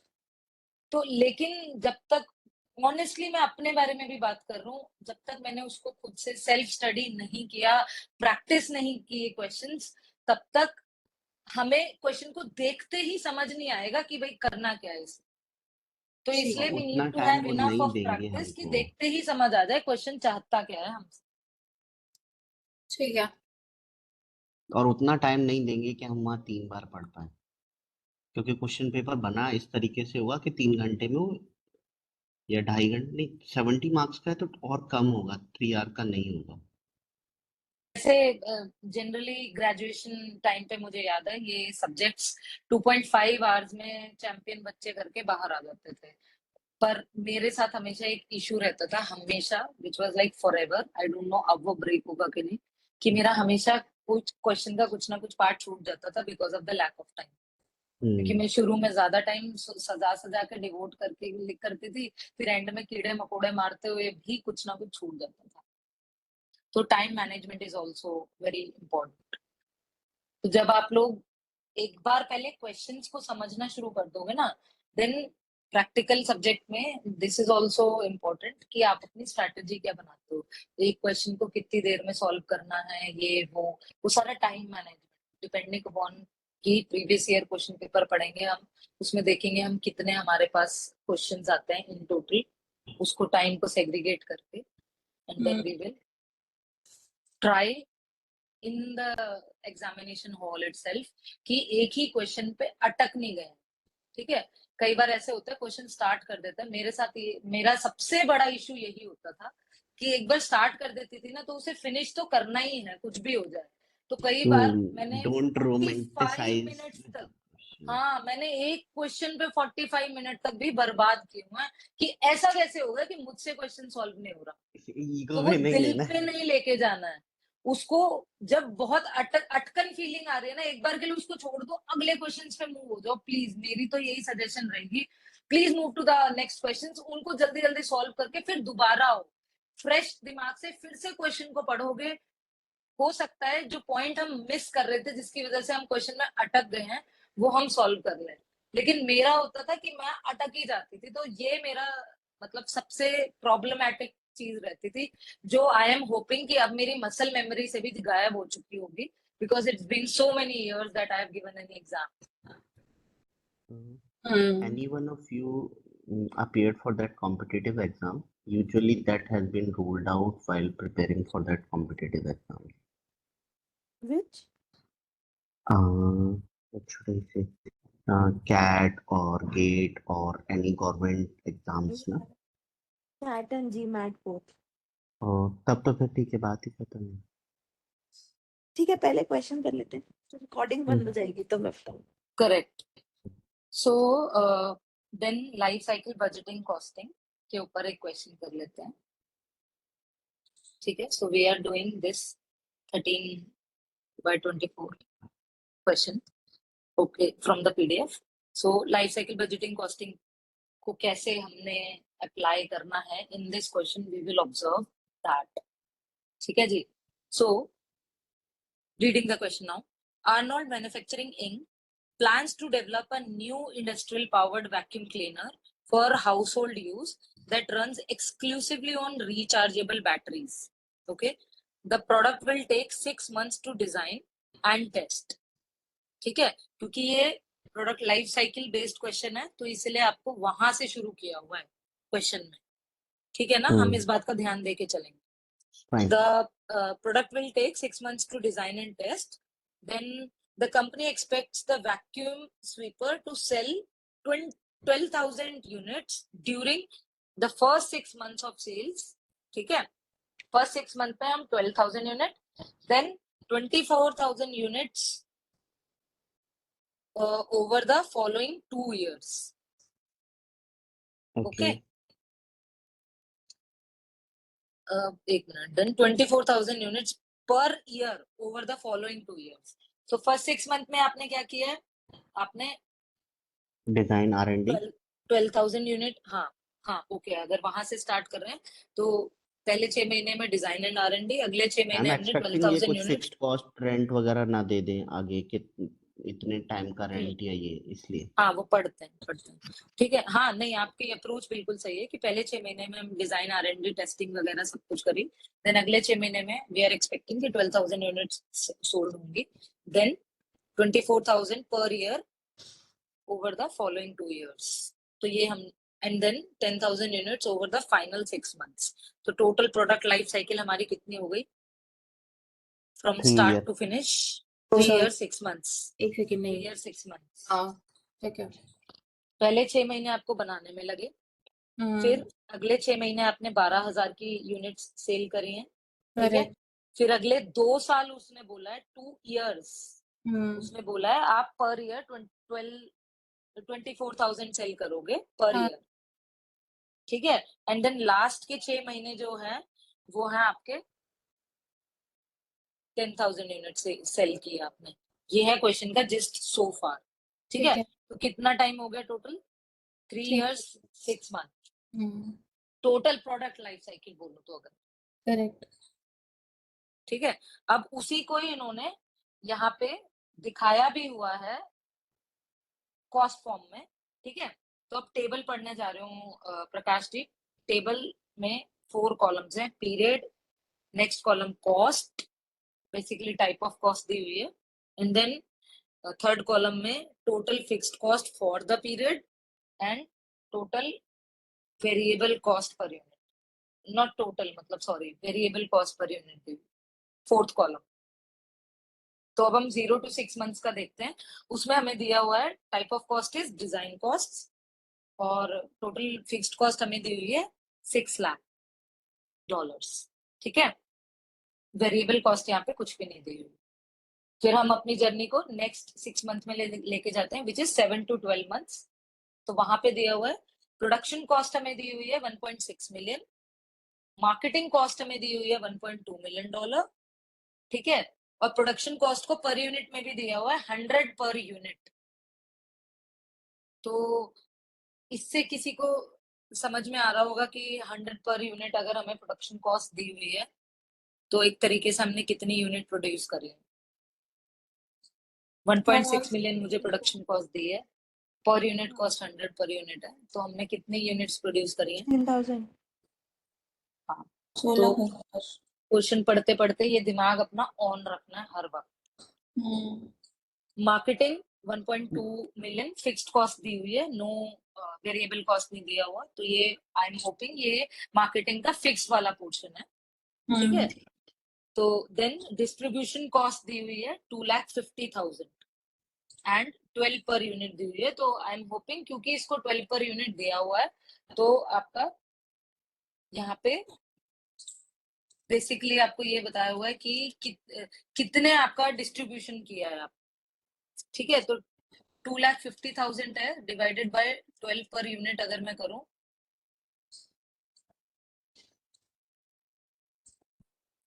$2,50,000 डिवाइडेड बाय 12, तो ये बड़ा वियर्ड सा नंबर आ रहा है बट ठीक है, देखते हैं. फिलहाल इसका शायद या तो इंटरप्रिटेशन कुछ गलत निकले या यही यूज होगा. 208.33 यूनिट्स हैं बेसिकली. मार्केटिंग प्लस डिस्ट्रीब्यूशन को आप नहीं करोगे क्या 12 से डिवाइड? नहीं, इसको हमने ये क्वेश्चन में वेरिएबल दी मार्केटिंग ही तो है ना, फिक्स दे मार्केटिंग रखा है ना उसने। तो फिक्स, तो हमें अभी तक तो मैं यही मान के चल रहा हूँ कि ये फिक्स्ड है। और डिस्ट्रीब्यूशन फिक्स नहीं है? उसने उसका वेरिएबल कंपोनेंट दे रखा है ना इसलिए। अच्छा अच्छा अच्छा, सॉरी सॉरी, ठीक है ठीक है। अच्छा, वो ये भी हो सकता है इसका। अब जिस तरीके से ख्याति ने बोला है ना, इस क्वेश्चन में ये भी हो सकता है कि ये फिक्स्ड कंपोनेंट है और ये वेरिएबल वेरिएबल कंपोनेंट है। कंपोनेंट है। ओके, हमें ऐसे भी ध्यान रखना पड़ेगा। तो हो सकता है ये जो हम यूनिट कैलकुलेशन कर रहे हैं ये बिल्कुल रॉन्ग कर रहे हैं। ठीक है, क्वेश्चन में आगे बढ़ते हैं और शायद हमें और क्लैरिटी हो जाएगी। तो 7 to 12 मंथ में 3 मेन कॉस्ट थी आपकी, प्रोडक्शन, मार्केटिंग एंड मार्केटिंग और डिस्ट्रीब्यूशन। डिस्ट्रीब्यूशन। ठीक है, देन जब हम फर्दर मूव करते हैं 13 to 36 मंथ, बेसिकली आपके अगले 2 साल, राइट। तो अगले 2 साल उन्होंने क्या प्रोडक्शन कॉस्ट दी है? $6 million फिक्स्ड कॉस्ट प्रोडक्शन की, and variable cost per unit दी हुई है 80 पर यूनिट। ठीक है, सिमिलरली मार्केटिंग $2.8 million दी हुई है फिक्स्ड कॉस्ट, एंड डिस्ट्रीब्यूशन आपकी 800K दी हुई है डिस्ट्रीब्यूशन कॉस्ट। इसके अलावा 10 पर यूनिट वेरिएबल कॉस्ट भी मेंशन है। जब हम नेक्स्ट फेज में मूव करें, which is the last phase, 37th to 42nd month, तो प्रोडक्शन कॉस्ट आपकी दी हुई है $1 million, and also variable cost दी हुई है प्रोडक्शन की 75 पर यूनिट, मार्केटिंग दी हुई है 5,50,000, एंड डिस्ट्रीब्यूशन दी हुई है 1,50,000 फिक्स्ड एंड 9 पर यूनिट ही दी हुई है। अब इन्होंने बोला है ignore the time value of money. Okay, discounting नहीं लगानी है। Correct correct. तो कुछ ऐसा बोलने वाले हैं कि पूरी प्रोडक्ट लाइफ साइकिल कॉस्ट निकालो 3 सालों की, तभी वो स्टेटमेंट एक साथ प्रिपेयर करवाने वाले हैं, तभी इन्होंने बोला उसको इग्नोर कर दो। किसको? टाइम वैल्यू ऑफ मनी को इग्नोर कर दो, क्योंकि 3 साल में बात पहुंच रही है, 3.5 साल में, तो इसलिए। तो नाउ अब हमें रिक्वायर्ड करना क्या है? फर्स्ट पार्ट क्या बोलता है? If Arnold prices the sweepers at $400 each, ठीक है, okay, how much operating income will the company make over the product's life cycle, and what is the operating income per unit as well? तो वो per unit वाला column साथ में चलाना है। ठीक है। ठीक है, और हर स्टेज पर ये डिफरेंट हो जाएगी, करेक्ट। जो इन्होंने लाइफ स्पैन के अलग अलग स्टेजेस दिए लाइफ साइकिल के। हाँ, तो वो कॉलम में जो राइट साइड में कॉलम चलेगा, उसमें हम ये स्टेजेस वाइज वो करते जाएंगे ना। स्टेजेस वाइज नहीं, अब देखते हैं इसको करते कैसे हैं, हम देखते हैं इसको कि करना कैसे है हम। ठीक अच्छा, है, करके भी तो दिखाया होगा। नहीं नहीं, करके दिखाया नहीं है, वो हमने हमें करना है ना, करना मैं है। दिखा रही हूँ मैं ओके, दिखा रही हूँ करके। ठीक है, तो हम पार्ट 1 सॉल्व करने चले हैं। तो सबसे पहली इंफॉर्मेशन, जब भी हम ये बही खाते बनाते हैं तो सबसे पहले हम रेवेन्यू इंफॉर्मेशन को लोड करते हैं, राइट। रेवेन्यू क्या दिया हुआ है पार्ट 1 में? If Arnold prices the sweepers at $400 each. मैं बीच में इंटरप्ट कर रहा हूँ, इसमें कितने कॉलम बनेंगे? ये चीज बहुत डिफिकल्ट है, वो उस टाइम पे वैसे मतलब। तो देखो 2-3 कॉलम ही बनेंगे। एक आप पर यूनिट का, क्योंकि पर यूनिट के बारे में पूछा हुआ है इन्होंने, ऑपरेटिंग इनकम पर यूनिट, हाँ, तो आप पर यूनिट का साथ में भी चला सकते हो, और एक टोटल वाला चलाओगे, और एक जहाँ पे डिस्क्रिप्शन लिखते हैं हम लोग। ठीक है, ठीक है, ठीक है। तो 3 कॉलम में भी हो सकता है, और चाहो तो 2 कॉलम में भी कर लो, और एंड में पर यूनिट को मतलब जो भी टोटल आपकी ऑपरेटिंग इनकम निकल के divided by number of units करके उसको पर यूनिट बता दो। ओके, ठीक है, तो मतलब ये आपके ऊपर है, how do you want to represent. हाँ, ये खाका पहले से सोच के चलना पड़ता है, मतलब जो जिसको डिक्टेट करना है ना, that's why I am asking you. हाँ ठीक है, तो हाँ मैंने भी इसीलिए बता दिया आपको। तो सबसे पहले हम ऑब्वियसली रेवेन्यू के बारे में बात करते हैं। अब रेवेन्यू अपना यहाँ पे $400 दिया हुआ है, और हम पूरी प्रोडक्ट लाइफ साइकिल की बात कर रहे हैं। Point to be noted your own, which means पहले 6 महीने में कितनी हमने की थी? 0 यूनिट्स। 0। उसके 12,000। बाद हाँ 0 12,000। मतलब या जब रेवेन्यू की बात करें तो पहले 6 महीने से मेरा मतलब था जब से सेल शुरू हुई है। ओके ठीक है। तो नहीं, आप 0 12,000 भी लिखो, 0 प्लस हाँ 12,000। ठीक है, हाँ ठीक है, ठीक है, यू आर एब्सोल्युटली राइट ख्याति। 0 प्लस 12 प्लस 48 प्लस लास्ट में नहीं, 10 है ना। 48 10,000 क्यों है? 24 है ना, 48 पर कहाँ से? ईयर है अरे ना। यार 2 अच्छा, साल पर की ईयर एक है, साल की। सॉरी। ओके, हाँ, हाँ, हाँ 48 प्लस हम्म 10,000 10,000, हाँ। ठीक है। ओ सॉरी। सो अब हम इसको क्या करेंगे, 0 plus 12,000 plus 48 48 plus 10 plus 10,000। Plus 10,000। किसी ने टोटल कर लिया है तो बता दो प्लीज मुझे, आज टोटल नंबर 70 ऑफ। हो गया ना, 70 इंटू 4 280। हाँ तो $400 तो 28 मिलियन हो गया, राइट। हाँ ये जी, हो गया करेक्ट 28 मिलियन हो गया। मैं इन मिलियंस कर रही हूँ इसको। करेक्ट 60 आप ऊपर लिखेंगे जरूर इस बात को कि अगर आप ऐसा कुछ कर रहे हैं तो आप इसको इन मिलियंस ऊपर लिखेंगे जरूर, that the question is solved in millions और इन लैक्स और इन करोड़ और in whatever is given in the question. ठीक है जी। ओके ठीक है। तो अब अच्छा, अब ये हो गई रेवेन्यू की बात। अब रेवेन्यू के बाद नेक्स्ट क्या आता है अपने पास, वेरिएबल कॉस्ट। हम्म अब वेरिएबल कॉस्ट को देखते हैं। तो वेरिएबल कॉस्ट है मेरे पास 3, उसमें आएगी तो 7 से 12 वाले महीने में, ठीक है, 13 to 36 वाले मंथ्स में, ठीक है, एंड 37 to 42 वाले मंथ्स में। ठीक है, क्वेश्चन में एक बार जाएं देख लें वेरिएबल कॉस्ट कितनी आ रही है मेरे हाँ, पास। तो 7 से 12 वाले में 100 प्लस 12, राइट। हाँ, तो हम इसको लेके चल रहे हैं और हमने यूनिट कितनी सेल करी है, सो 112 हो गया टोटल। तो 112 इंटू 12 हो जाएगा ना। इंटू 12,000। अच्छा फर्स्ट सिक्स ख्याति यहाँ पे ये थोड़ा सा बैकफायर कर रहा है, या तो हम 0 to 6 मंथ भी लिखते हैं यहाँ पे जीरो को रिप्रेजेंट करने के लिए। ऊपर हाँ, हमने कर रेवेन्यू में 0, बेटर तो है। वो वेरिएबल में भी दिखाना चाहिए था या तो हमें, हाँ, या फिर फॉर नाउ मैं अब इतना वापस नहीं चलो जा आप रही। वहां से हटा दो, ठीक है। हाँ वहां से हटा दिया। मतलब ये ध्यान रखना है, ये छोटी ये छोटी करना बातें हैं जो है हमें ध्यान रखनी है। सॉरी। हाँ जी पूजा, अब आया नहीं आपका अब तक। मैंने कर लिया था, सॉरी मैं बोलना भूल गई। 1344 हाँ और 30। तो 1.344, क्योंकि हम इन मिलियंस लिख रहे हैं, करेक्ट। ठीक है। तो 1.344। उसके बाद अब हम वापस क्वेश्चन में देखते हैं कि हमें 13 to 36 मंथ में कितनी वेरिएबल कॉस्ट बताई हुई है। 100 पर 90, यूनिट बताई हुई है और 10 पर यूनिट, तो टोटल हो गई 80, 90। 80 और 10 90 है। 80 और 10 90 हुई ना पूजा। हाँ हाँ, तो आपने बोला 100 पर यूनिट। अच्छा मैंने 100 बोला, ओ आई एम सो हाँ सॉरी। हाँ, 8, ओके माय ठीक है। मिस्टेक। 80 प्लस 10 90। 90, हाँ, ठीक है, तो अब हम क्या करेंगे, इंटू 90 90 48,000। मल्टीप्लाई बाय कितनी नंबर ऑफ यूनिट सोल्ड हुई है। 48,000, 48 वेरी गुड। तो 432 आ रहा है। 432 क्या 4.32 मिलियन। यस हाँ, 4.32 बिलियन। 4.32 मिलियन। ठीक है जी, 4.32 मिलियन लिख दिया हमने।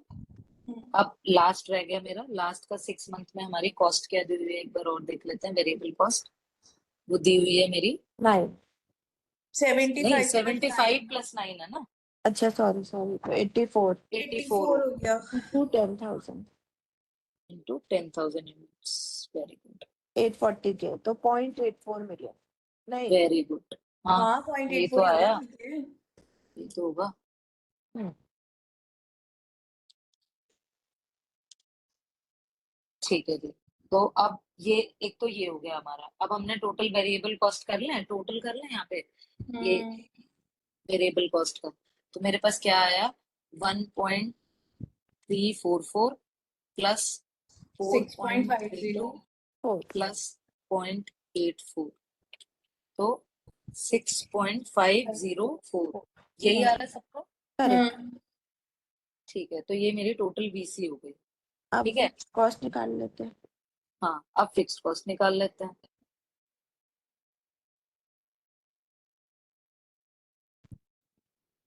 ठीक है, अब इसमें फिक्स्ड कॉस्ट कैसे जाएगी मेरी? फिक्स्ड कॉस्ट ऐसे जाएगी कि मेरे पास तीन वो हैं डिपार्टमेंट है, प्रोडक्शन, मार्केटिंग, थर्ड तो बोल दो जल्दी से। डिस्ट्रीब्यूशन। ऐसे याद नहीं रहता। ठीक है, अब तीनों फेज की प्रोडक्शन कॉस्ट एक साथ ऐड कर लेंगे, तीनों फेज की मार्केटिंग कॉस्ट एक साथ ऐड कर लेंगे एंड डिस्ट्रीब्यूशन कॉस्ट एक साथ ऐड कर लेंगे। ठीक है। ठीक है, तो क्वेश्चन में वापस आते हैं। प्रोडक्शन हमें क्या क्या दी हुई है? फर्स्ट फेज में हमें 1.6 मिलियन दी हुई है, राइट? नहीं, करेक्ट। डिजाइन कॉस्ट भी लेंगे ना अब। हाँ, डिजाइन भी तो लेंगे रचिता, वो भी तो एक फिक्स हाँ कॉस्ट हाँ है हो जाएगा। फर्स्ट पीरियड हाँ में, हाँ 0 to हाँ 6 हाँ, बिल्कुल बिल्कुल लेनी चाहिए डिजाइन कॉस्ट।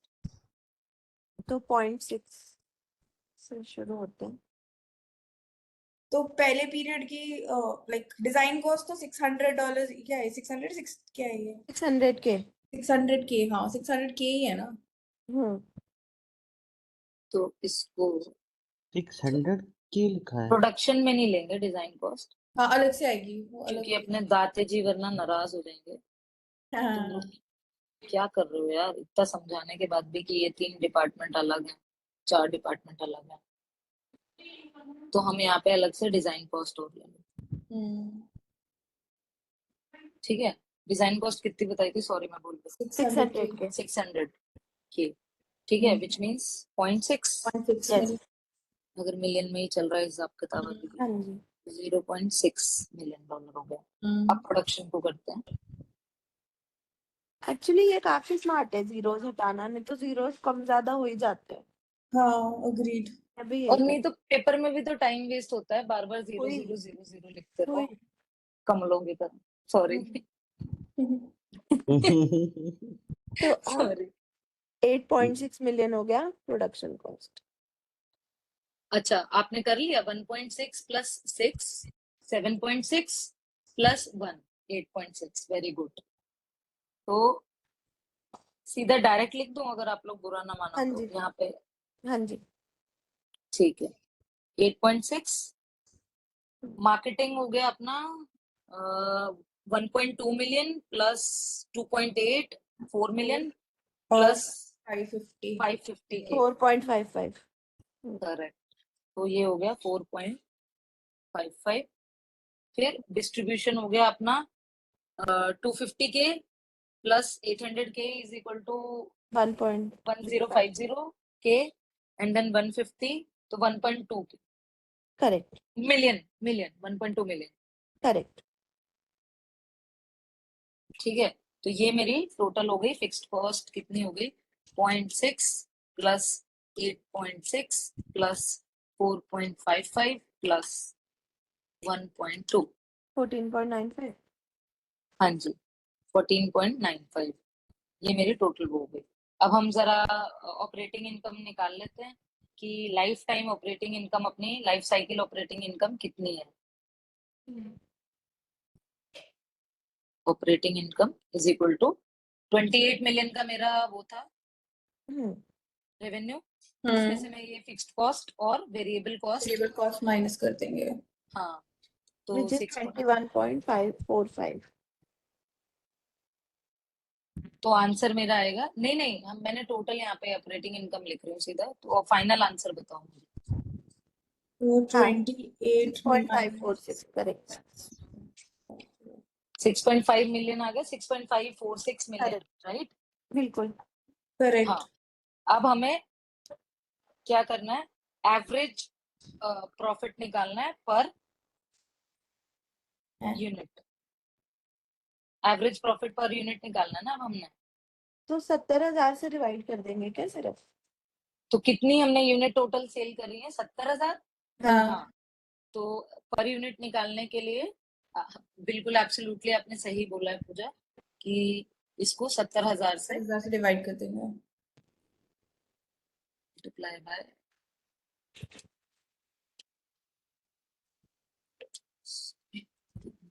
लास्ट में ना मैंने मिलियन को पहले एब्सोल्यूट में कन्वर्ट किया है कैलकुलेटर पे एंड डिवाइडेड बाय किया है, क्योंकि कई बार बहुत कंफ्यूजन हो जाता है कि ये पर यूनिट बना क्या।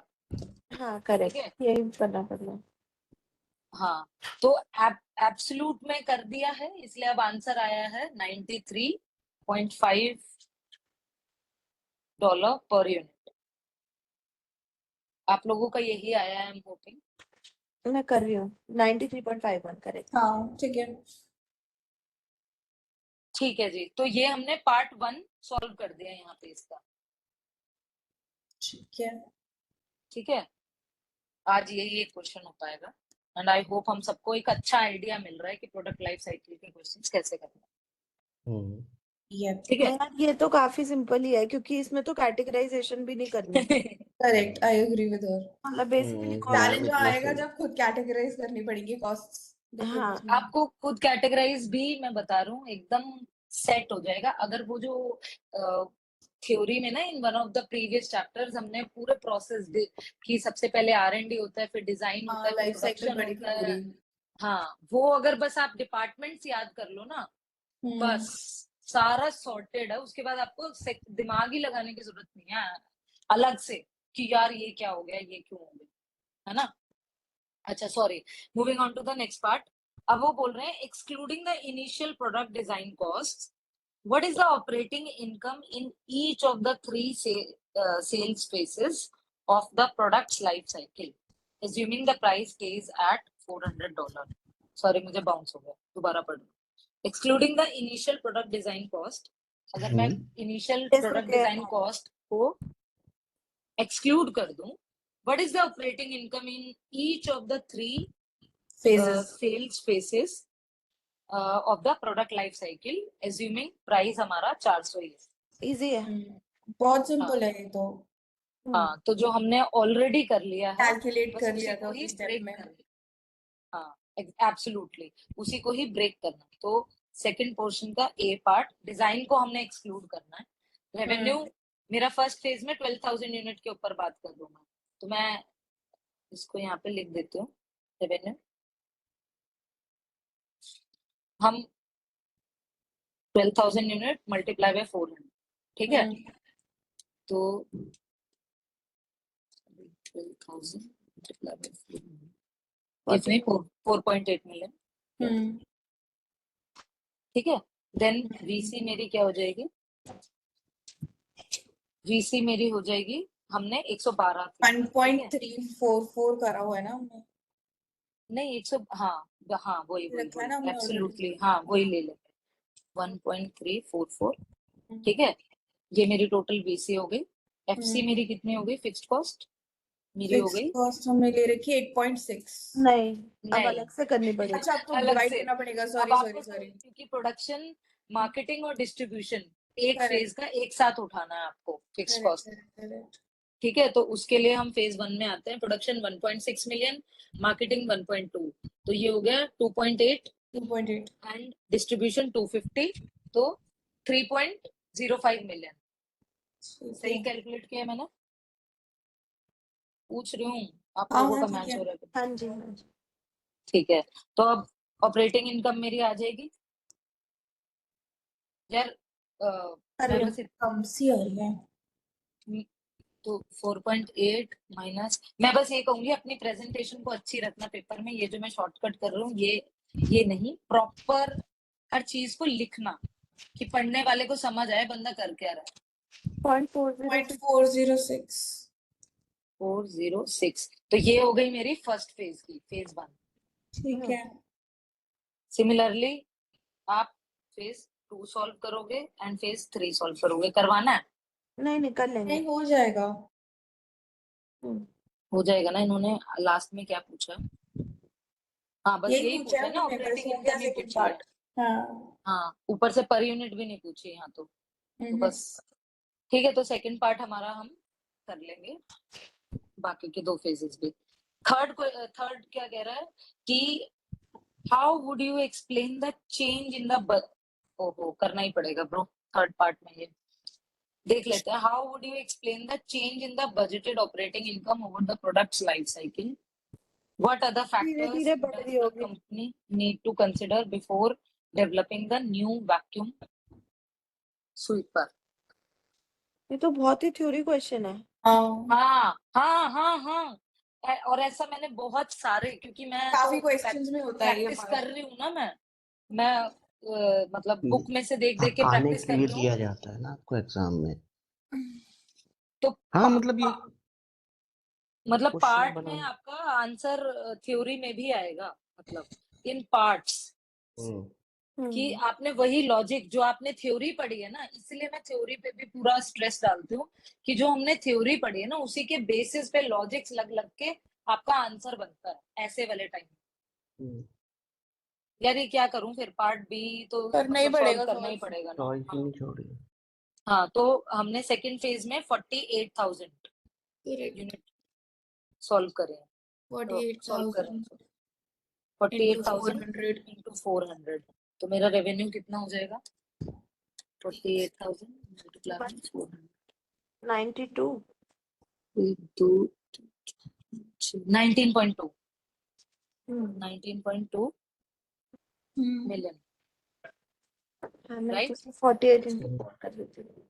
मिलियन डॉलर इसे उल्टा लिख दिया ऐसे लिखते हैं हमेशा ठीक है अच्छा अब उसके बाद वीसी क्या हो जाएगी इसकी वीसी हमें दी हुई है इस फेज की 90 दी हुई है इस फेज में ठीक है और टोटल हमने कैलकुलेट किया है 4.32 ठीक है तो वीसी मेरी हो गई 4.32 प्रकाश जी हम ऊपर से ही रेफरेंस ले रहे हैं क्योंकि हाँ ऊपर हाँ हमने सॉल्व ऐसे किया था मैं बस क्लैरिफाई कर लूं एफसी क्या हो जाएगी क्वेश्चन में जाते हैं दोबारा FC फिर देखनी से पड़ेगी। प्रोडक्शन हो गई 6 million add marketing 2.8 million so which is 8.8 million and then add 800k of distribution so which is 9.6 million नहीं डिस्ट्रीब्यूशन तो वेरिएबल है ना। डिस्ट्रीब्यूशन वेरिएबल तो वेरिएबल ऊपर कहाँ है बाबा? पहले फिक्स्ड है ना? नहीं वेरिएबल तो एक जगह ऑलरेडी कंसिडर कर ली बट ये भी तो किया है ना जा और पूजा ऊपर देखना ये फिक्स्ड मेंशन करा हुआ उसने क्वेश्चन में। Total fixed cost of the period उसके दो कंपोनेंट्स हैं फिक्स्ड और वेरिएबल। तो वेरिएबल में हमने उसको ऑलरेडी ऊपर कंसिडर कर लिया ये फिक्स्ड कंपोनेंट भी तो कंसिडर करेगी ना यहाँ पे। अच्छा ये मैंने मिस ही कर दिया पूरा पॉइंट ही। ओह वाओ फिर क्वेश्चन कैसे सॉल्व कर रहे थे very good I like you मैं तो बस बात कर रही थी। हाँ हवाबाजी चल रही थी नेक्स्ट लेवल है ना 9.6 मिलियन यार ऊपर वाला किया था ये पार्ट मिस हो गया था 6.08 आ जाएगा। नहीं सॉरी दोबारा कर लेती ये आपका हो जाएगा 19.2 माइनस 5.28 2 माइनस 9.6। हाँ ठीक है तो ये हो गया मेरा फेज 2 का answer operating income and then फिर से अब रेवेन्यू फेज 3 में यूनिट्स कितनी थी ओनली 10,000 करेक्ट इंटू 400 कितना हो गया 1 2 3 4 5 6 4 मिलियन 4 मिलियन ठीक है वीसी हो गया मेरा ऊपर लिया था फेज का वीसी है हमारा 0.84 मिलियन 0.84 ये जो मैं स्पेस छोड़ रही हूँ ना यहाँ पे एक्चुअली में आप कैलकुलेट करके दिखाओगे इन क्वेश्चन पर अगर इसमें जैसे इस क्वेश्चन में स्पेस हमने ऑलरेडी पहले ले रखा हाँ है नहीं दोबारा से तो नहीं तब करना भी ना। तब भी तब भी तब करना भी है। और क्या तब भी करना है बंदा क्वेश्चन एक ही क्वेश्चन सॉल्व होगा पेपर में। नहीं नहीं प्रैक्टिस कर लेंगे तो ये बहुत इजी हो जाएगा एफसी कितना आ गया मेरा अब जाके एफसी देख लेते हैं थर्ड फेज में 1 मिलियन प्रोडक्शन प्लस 550 तो 1.55 मिलियन हो गया मार्केटिंग ऐड करने के बाद प्लस 150 ऑफ डिस्ट्रीब्यूशन तो 1.7 यस वेरी गुड तो 1.7 मिलियन मेरा हो गया एफसी तो अब मेरा ओआई कितना निकल के आएगा ओआई निकल के आएगा 1.46 कितना बोला सॉरी ख्याति एक मिनट 1.46 ही आ रहा है ना। हाँ ठीक कैसे आ रहा है? आ ही रहा है, हाँ ठीक है। नहीं, मैं बस मेरे को सुनाई नहीं दिया था इसलिए हाँ रिकन्फर्म कर रहा था। नहीं, ठीक है, 1.6 ये मेरा फेज phase 3। 3। अब हमें तीनों फेजेस के प्रॉफिट पता लग गए हैं। ठीक है, अब क्वेश्चन पार्ट वो दोबारा पढ़ते हैं। How would you explain the change in budgeted operating income over the product's life cycle? What other factors does the company need to consider before developing the new vacuum sweeper? हाँ, तो अब इसके ऊपर किसी का कोई मतलब आ रहा है कुछ किसी को? हम जितनी ज्यादा यूनिट सेल कर रहे हैं उतनी ज्यादा हमारी ऑपरेटिंग इनकम, और क्या। करेक्ट। और हमारी इकोनॉमीज ऑफ स्केल जब अचीव हो रही है हाँ, उस टाइम पे हमको ज्यादा ऑपरेटिंग इनकम ज्यादा निकल के आ ऑपरेटिंग इनकम मिल रही है। ये कहाँ हो रहा है? जब हमारा वो 48,000 वाला यूनिट्स देख जहाँ पे सेल कर रहे हैं हम, हाँ समझ गई। वो वाले इस पे, उस वाले फेज में 2 साल में। हम्म 2 साल में कॉस्ट घटा दी है ना इन्होंने। हम्म और हम एक चीज और ऑब्जर्व कर सकते हैं कि जब बिल्कुल इनिशियल फेज है तो मतलब अपनी जो कॉस्ट है प्रोडक्शन, हाँ, मार्केटिंग और डिस्ट्रीब्यूशन वो थोड़ी हायर साइड पे थी। हायर साइड पे है। ओवर द हाँ। टाइम वो डिक्लाइन हो गया है। कस्टमर लॉयल्टी क्रिएट होने के बाद डिक्लाइन। हम्म, हाँ, और जैसे ही हमने इकोनॉमीज ऑफ स्केल हिट किया एटलीस्ट हमारी वेरिएबल कॉस्ट में तो काफी ज्यादा वो हुआ। अगर आप देखो यहाँ पे 112 से हम सीधा 90 पे रह गए थे। ओ तो बल्क ऑर्डर ये सारे डिस्काउंट एग्जिबिट हो पॉइंट्स रहा है। अलग अलग और लिखने पड़ेंगे क्या? पैराग्राफ फॉर्म में भी लिख सकते हो। अपना आंसर सपोर्ट करने के लिए जितनी बातें लिख देंगे उतना ज्यादा बेटर। ठीक है।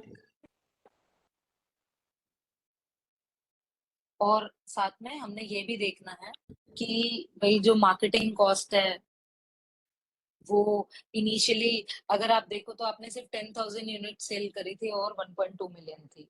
हम्म उसको भी अगर आप एनालाइज करके देखो यहाँ, जबकि 48,000 यूनिट के लिए सिर्फ 2.8 मिलियन वो कर लिया है। तो इनिशियल फेज में हमारा जो मार्केटिंग कॉस्ट है वो ज्यादा रहता है, और जब प्रोडक्ट वेल एस्टेब्लिश हो जाता है तो वो कॉस्ट भी तो नीचे आ जाता कम है। हो जाती है। हाँ, तो इसकी वजह से भी हमारा प्रॉफिट बढ़ता है फिर। और जो डिक्लाइन फेज होता है उसमें आपकी वेरिएबल कॉस्ट सबसे नीचे होती है। यहाँ पे हम नोट भी कर रहे हैं उस चीज को, 84 है ना, 90 से भी कम रह गई 84।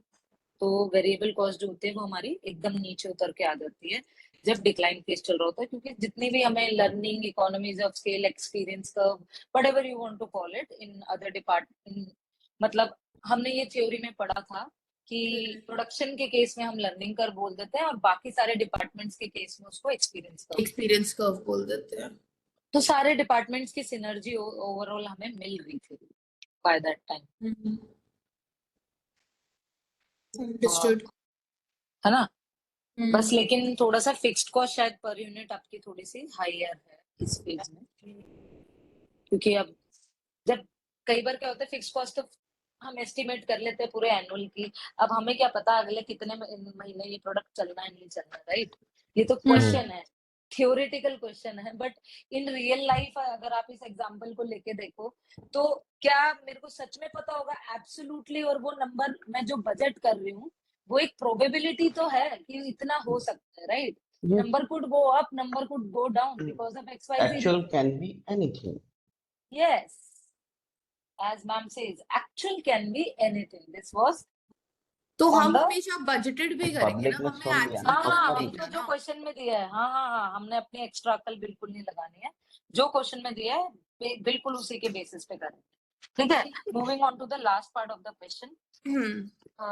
Arnold is concerned about the operating income it will report in the first sales phase. ठीक है, it is considering pricing the vacuum sweeper at $450 for the first 6 months and decreasing the price to $400 thereafter. With this pricing strategy, Arnold expects to sell 10,000 units instead of 12,000 units in the first 6 months. Okay, and the same number of units are units for the remaining life cycle. मतलब remaining life cycle पे कोई impact नहीं पड़ा क्योंकि remaining पे तो आपका $400 पे आ जाएगा, लेकिन पहले 6 महीने का उसने जो है वो चेंज कर दिया कि 450 पे बेचना चाहता है वो फर्स्ट 6 मंथ, एंड इस वजह से वो सिर्फ 10,000 यूनिट्स ही सेल कर पाएगा। ठीक है, सो assuming the same cost structure given in the problem, which pricing strategy would you recommend? Explain. Assuming the same cost structure given in the problem, which pricing strategy would you recommend? तो अब आप क्या कहते second हो? वाली ही हो जाएगी ना अब सिंपल। बस आप 6 महीने वाली कॉस्ट को चेंज कर दोगे ना। Very good Khyati, very good. Pooja, sorry I didn't get what you were trying to say. नहीं, मैं But, बोल रही थी कि इसमें तो कुछ करना ही नहीं है ना, इन दोनों के प्रोडक्ट में जो ज्यादा है वो रखना है बस। नहीं ना, हाँ, क्या जो मतलब? इधर फर्स्ट 4.8 मिलियन है, इधर मतलब हाफ नहीं 12,000, करेंगे। सॉरी 480 के है और इधर 450 के है। कुछ नहीं करना, पहले 6 महीने की जो हाँ, कॉस्ट है ना उसकी पहले 6 ऑपरेटिंग उसको इनकम हाफ में उसकी ऑपरेटिंग इनकम कैलकुलेट करनी है एट 450 एंड एट 400। हम आई थिंक 400 पे ऑलरेडी कर चुके हैं, तो उसको 450 पे कैलकुलेट करना और दोनों कंपेयर करना है बस। नहीं, हम ऑपरेटिंग इनकम क्यों करेंगे, हम सिर्फ रेवेन्यू कर लेंगे ना, ऑपरेटिंग फिक्स कॉस्ट तो सेम रह रही है। भाई क्वेश्चन में क्लियरली मेंशन है पूजा that you will have to do the comparison देना है ना उसमें हमको, हाँ, प्राइसिंग स्ट्रेटजी दोनों में से मैं कौन एक सी बार हमें बताना है। मैं एक बार क्वेश्चन फिर से पढ़ रही हूँ आपके लिए, एक बार बस एक पेस्ट कर दूंगा। हमारा जो डिसीजन होगा वो ऑपरेटिंग इनकम पे ऑपरेटिंग होगा ना। इनकम पे आएगा ना पूजा, हाँ, सीएमआर या रेवेन्यू ऑपरेटिंग इनकम इन पे assuming डिसीजन लेते हो ना आप। क्वेश्चन पढ़ो अब। बट बहुत ही वेले है ना, जब कॉस्ट है पूजा पढ़ लो, क्वेश्चन पढ़ लो। Assuming the same cost structure given in the problem, which pricing strategy would you recommend? How would you recommend? अगर आप कैलकुलेट ही नहीं करोगे तो सिर्फ रेवेन्यू के बेसिस पे मैं बोल रही हूँ। एक्सप्लेन। नहीं, नहीं पूजा, ऑपरेटिंग इनकम रेवेन्यू के जब बेसिस तक पे आएगी कैसे कर नहीं सकती है। पूजा, नहीं, एक मिनट, उस ओके स्टार्टिंग से पढ़ते हैं। आप पूजा की यही पनिशमेंट है। Arnold is concerned about the operating income. It will report in the first sales phase. ठीक है, it is considering pricing the vacuum sweeper 450 for first 6 months, इसीलिए उसकी जो and thereafter 400. Arnold expect to sell 10,000 unit and instead of 12,000 units in the first 6 months and the same unit number of units for the remaining life cycle. ठीक है, assuming the same cost structure given in the problem, which pricing strategy would you recommend? कौन See see what pricing is strategy आप happening recommend here. करोगे? पहले वाली recommend करोगे जिसमें आपका $400 ही रहा, या दूसरे वाला? तो आप कैसे रिकमेंड करोगे? वो आप बिना प्रॉफिट निकाले how would you recommend it at all? मैं बताती हूँ। हाँ, तो अगर आप एग्जाम्पल लो, एक में आपकी 100 रुपए रेवेन्यू बन रहा है, ठीक है, और एक में आपका 110 रुपए रेवेन्यू बन रहा है सपोज, ठीक है। अब अगर अंडरलाइन कॉस्ट दोनों में सेम ही है तो सिंपली आप 110 वाले को चूज कर लोगे ना। See Pooja, what is happening? Unit हमारा भी जो तो है चेंज वो हो गई ना पूजा। 100 रुपए में आप 100 यूनिट बेच 24,000 रहे था थे, ना। यहाँ आप मैं 80 टोटल बेच रहे बोल हो। रही हूँ रचिता, टोटल। सी चलो आप करो, मैं अभी हाँ, अपना पॉइंट बोलूंगी। हाँ, आप रेलेवेंट उसके रेवेन्यू के हिसाब से, अगर मैं सिर्फ रेलेवेंट रेवेन्यू की बात करूं, आप सिर्फ उसके थ्रू भी क्वेश्चन को सॉल्व कर सकते हो, और आप चाहो तो इसको ऐसे अलग से भी सॉल्व कर सकते हो। तो बस थोड़े बहुत आपको चेंजेस करने पड़ेंगे, आपको रेवेन्यू ही चेंज करना ना, बिकॉज बाकी सब तो आपका सेम है, राइट? एग्जैक्टली। तो आपको रेवेन्यू चेंज करना है। यहाँ पे ये हो जाएगी 10,000 हो जाएगा ना। इंटू में 450, और हम्म, ये दोनों हो जाएंगे, इनका एक अलग हो जाएगा इंटू में 400। 400। मेरी छोटी सी क्वेरी है इस वाले मेथड के अंदर।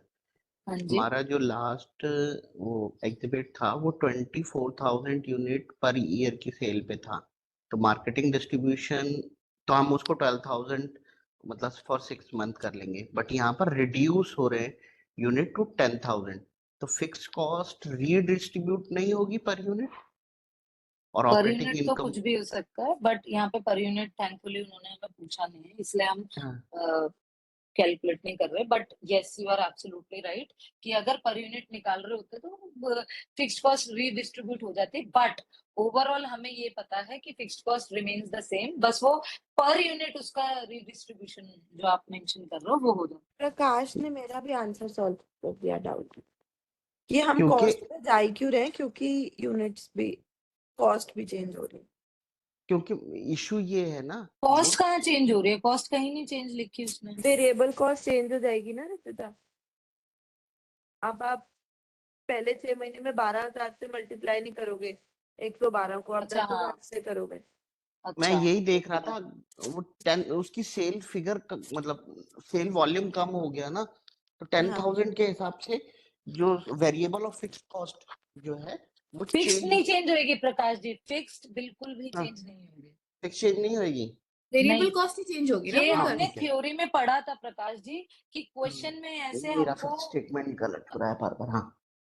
क्वेश्चन में ये हमने थ्योरी में भी पढ़ा था, क्वेश्चन हम्म, में हमें कंफ्यूज करने के लिए फिक्स कॉस्ट पर यूनिट दे के हम्म, और फिर वो एज्यूम करेंगे कि भाई हम हम्म, वही गलती करें कि फिक्स कॉस्ट को हम चेंज कर दें। चेंज कर दे, बट हमारी ऑपरेटिंग इनकम तो इफेक्ट हो जाएगी, नंबर ऑफ ये selling variable price. Cost effect होगी, वेरिएबल कॉस्ट बिल्कुल इफेक्ट होगी। तो हाँ यहाँ पे क्योंकि वो 10,000 यूनिट पे कैलकुलेट करनी है, अब हमने पहले हमने 12 पे की हुई थी, तो ये मेरी डेफिनेटली चेंज हो जाएगी। तो ये हो जाएगी मेरी 1.12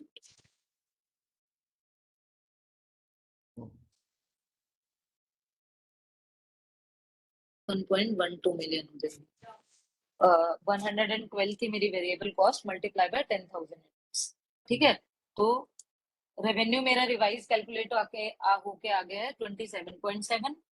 वेरिएबल कॉस्ट का टोटल लगा रहा हूँ मैं 1.12 प्लस 4.32 प्लस 0.84, तो 6.28 आ गई मेरी रिवाइज वेरिएबल कॉस्ट।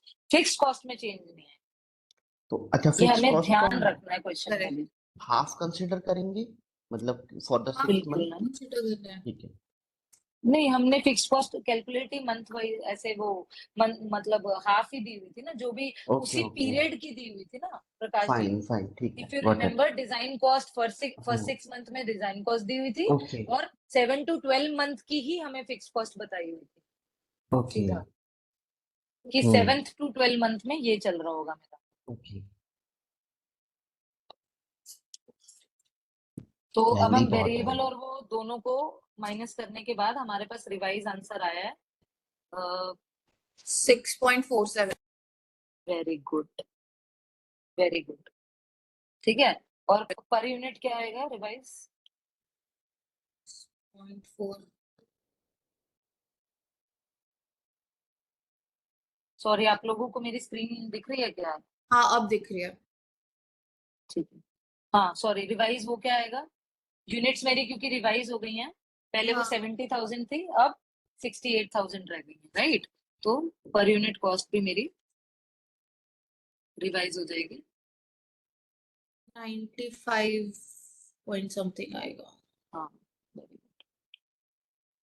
5.14। एक मिनट, मेरा एक क्वेश्चन है। हाँ जी, पूछे पूछे। कि हमने 68,000 यूनिट्स कैसे लिए हैं? एक बार बताना। ये मेरा भी 10,000, क्वेश्चन है। हाँ 10,000 हाँ फर्स्ट 6 मंथ में 12 से 10 अच्छा, रह गए ना, 12,000 हो गया। ठीक है ठीक है ठीक है, गॉट इट। 10, 48 एंड 10। हाँ जी ओके। ठीक है।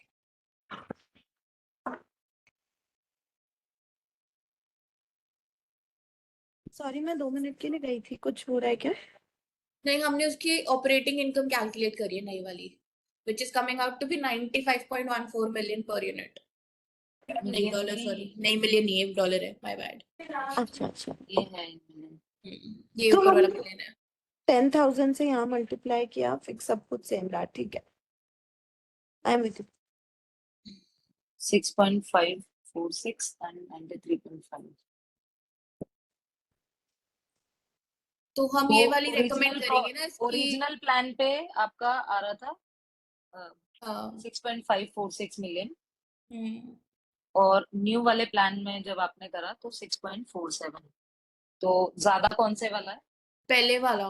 पर यूनिट में तो ये ज्यादा है, तो हम पर यूनिट के हिसाब से नहीं देख सकते? नहीं, पर यूनिट के हिसाब से क्वेश्चन में पूछा नहीं हुआ, अगर पूछा होता ना तो पर यूनिट का ही आंसर कर देते। अच्छा ठीक है, तो फिर उस हिसाब से तो पहले वाला ही लेंगे। हाँ।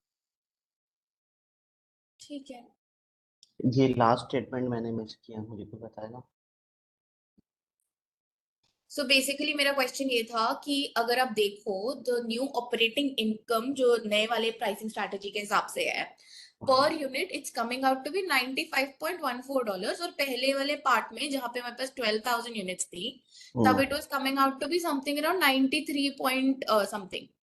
So my okay question to Rachita was कि इस पार्ट में, सेकेंड पार्ट में, when we are selling 10,000 units, it is turning out to be more per unit, the operating income per unit ज्यादा आ रही है, correct? So why are we not choosing the second option then of selling 10,000 units? Business को actual में total चाहिए होता है। Correct correct correct, वही वही बोला उन्होंने कि आप टोटल पे देखोगे। अगर उन्होंने 1% आपसे पूछा होता कि मैं पर यूनिट प्रॉफिट किसमें ज्यादा कमा रहा हूँ, तो आप पर यूनिट के हिसाब से देते, बट ओवरऑल उसने पूछा है तो अभी ओवरऑल वाला ही आंसर जाएगा। वाह, एंड तक कंफ्यूज किया। So with this, I guess I request all of you, please practice. Practice makes a person perfect. I wish you a very happy learning Saturday. हाँ जी। यस।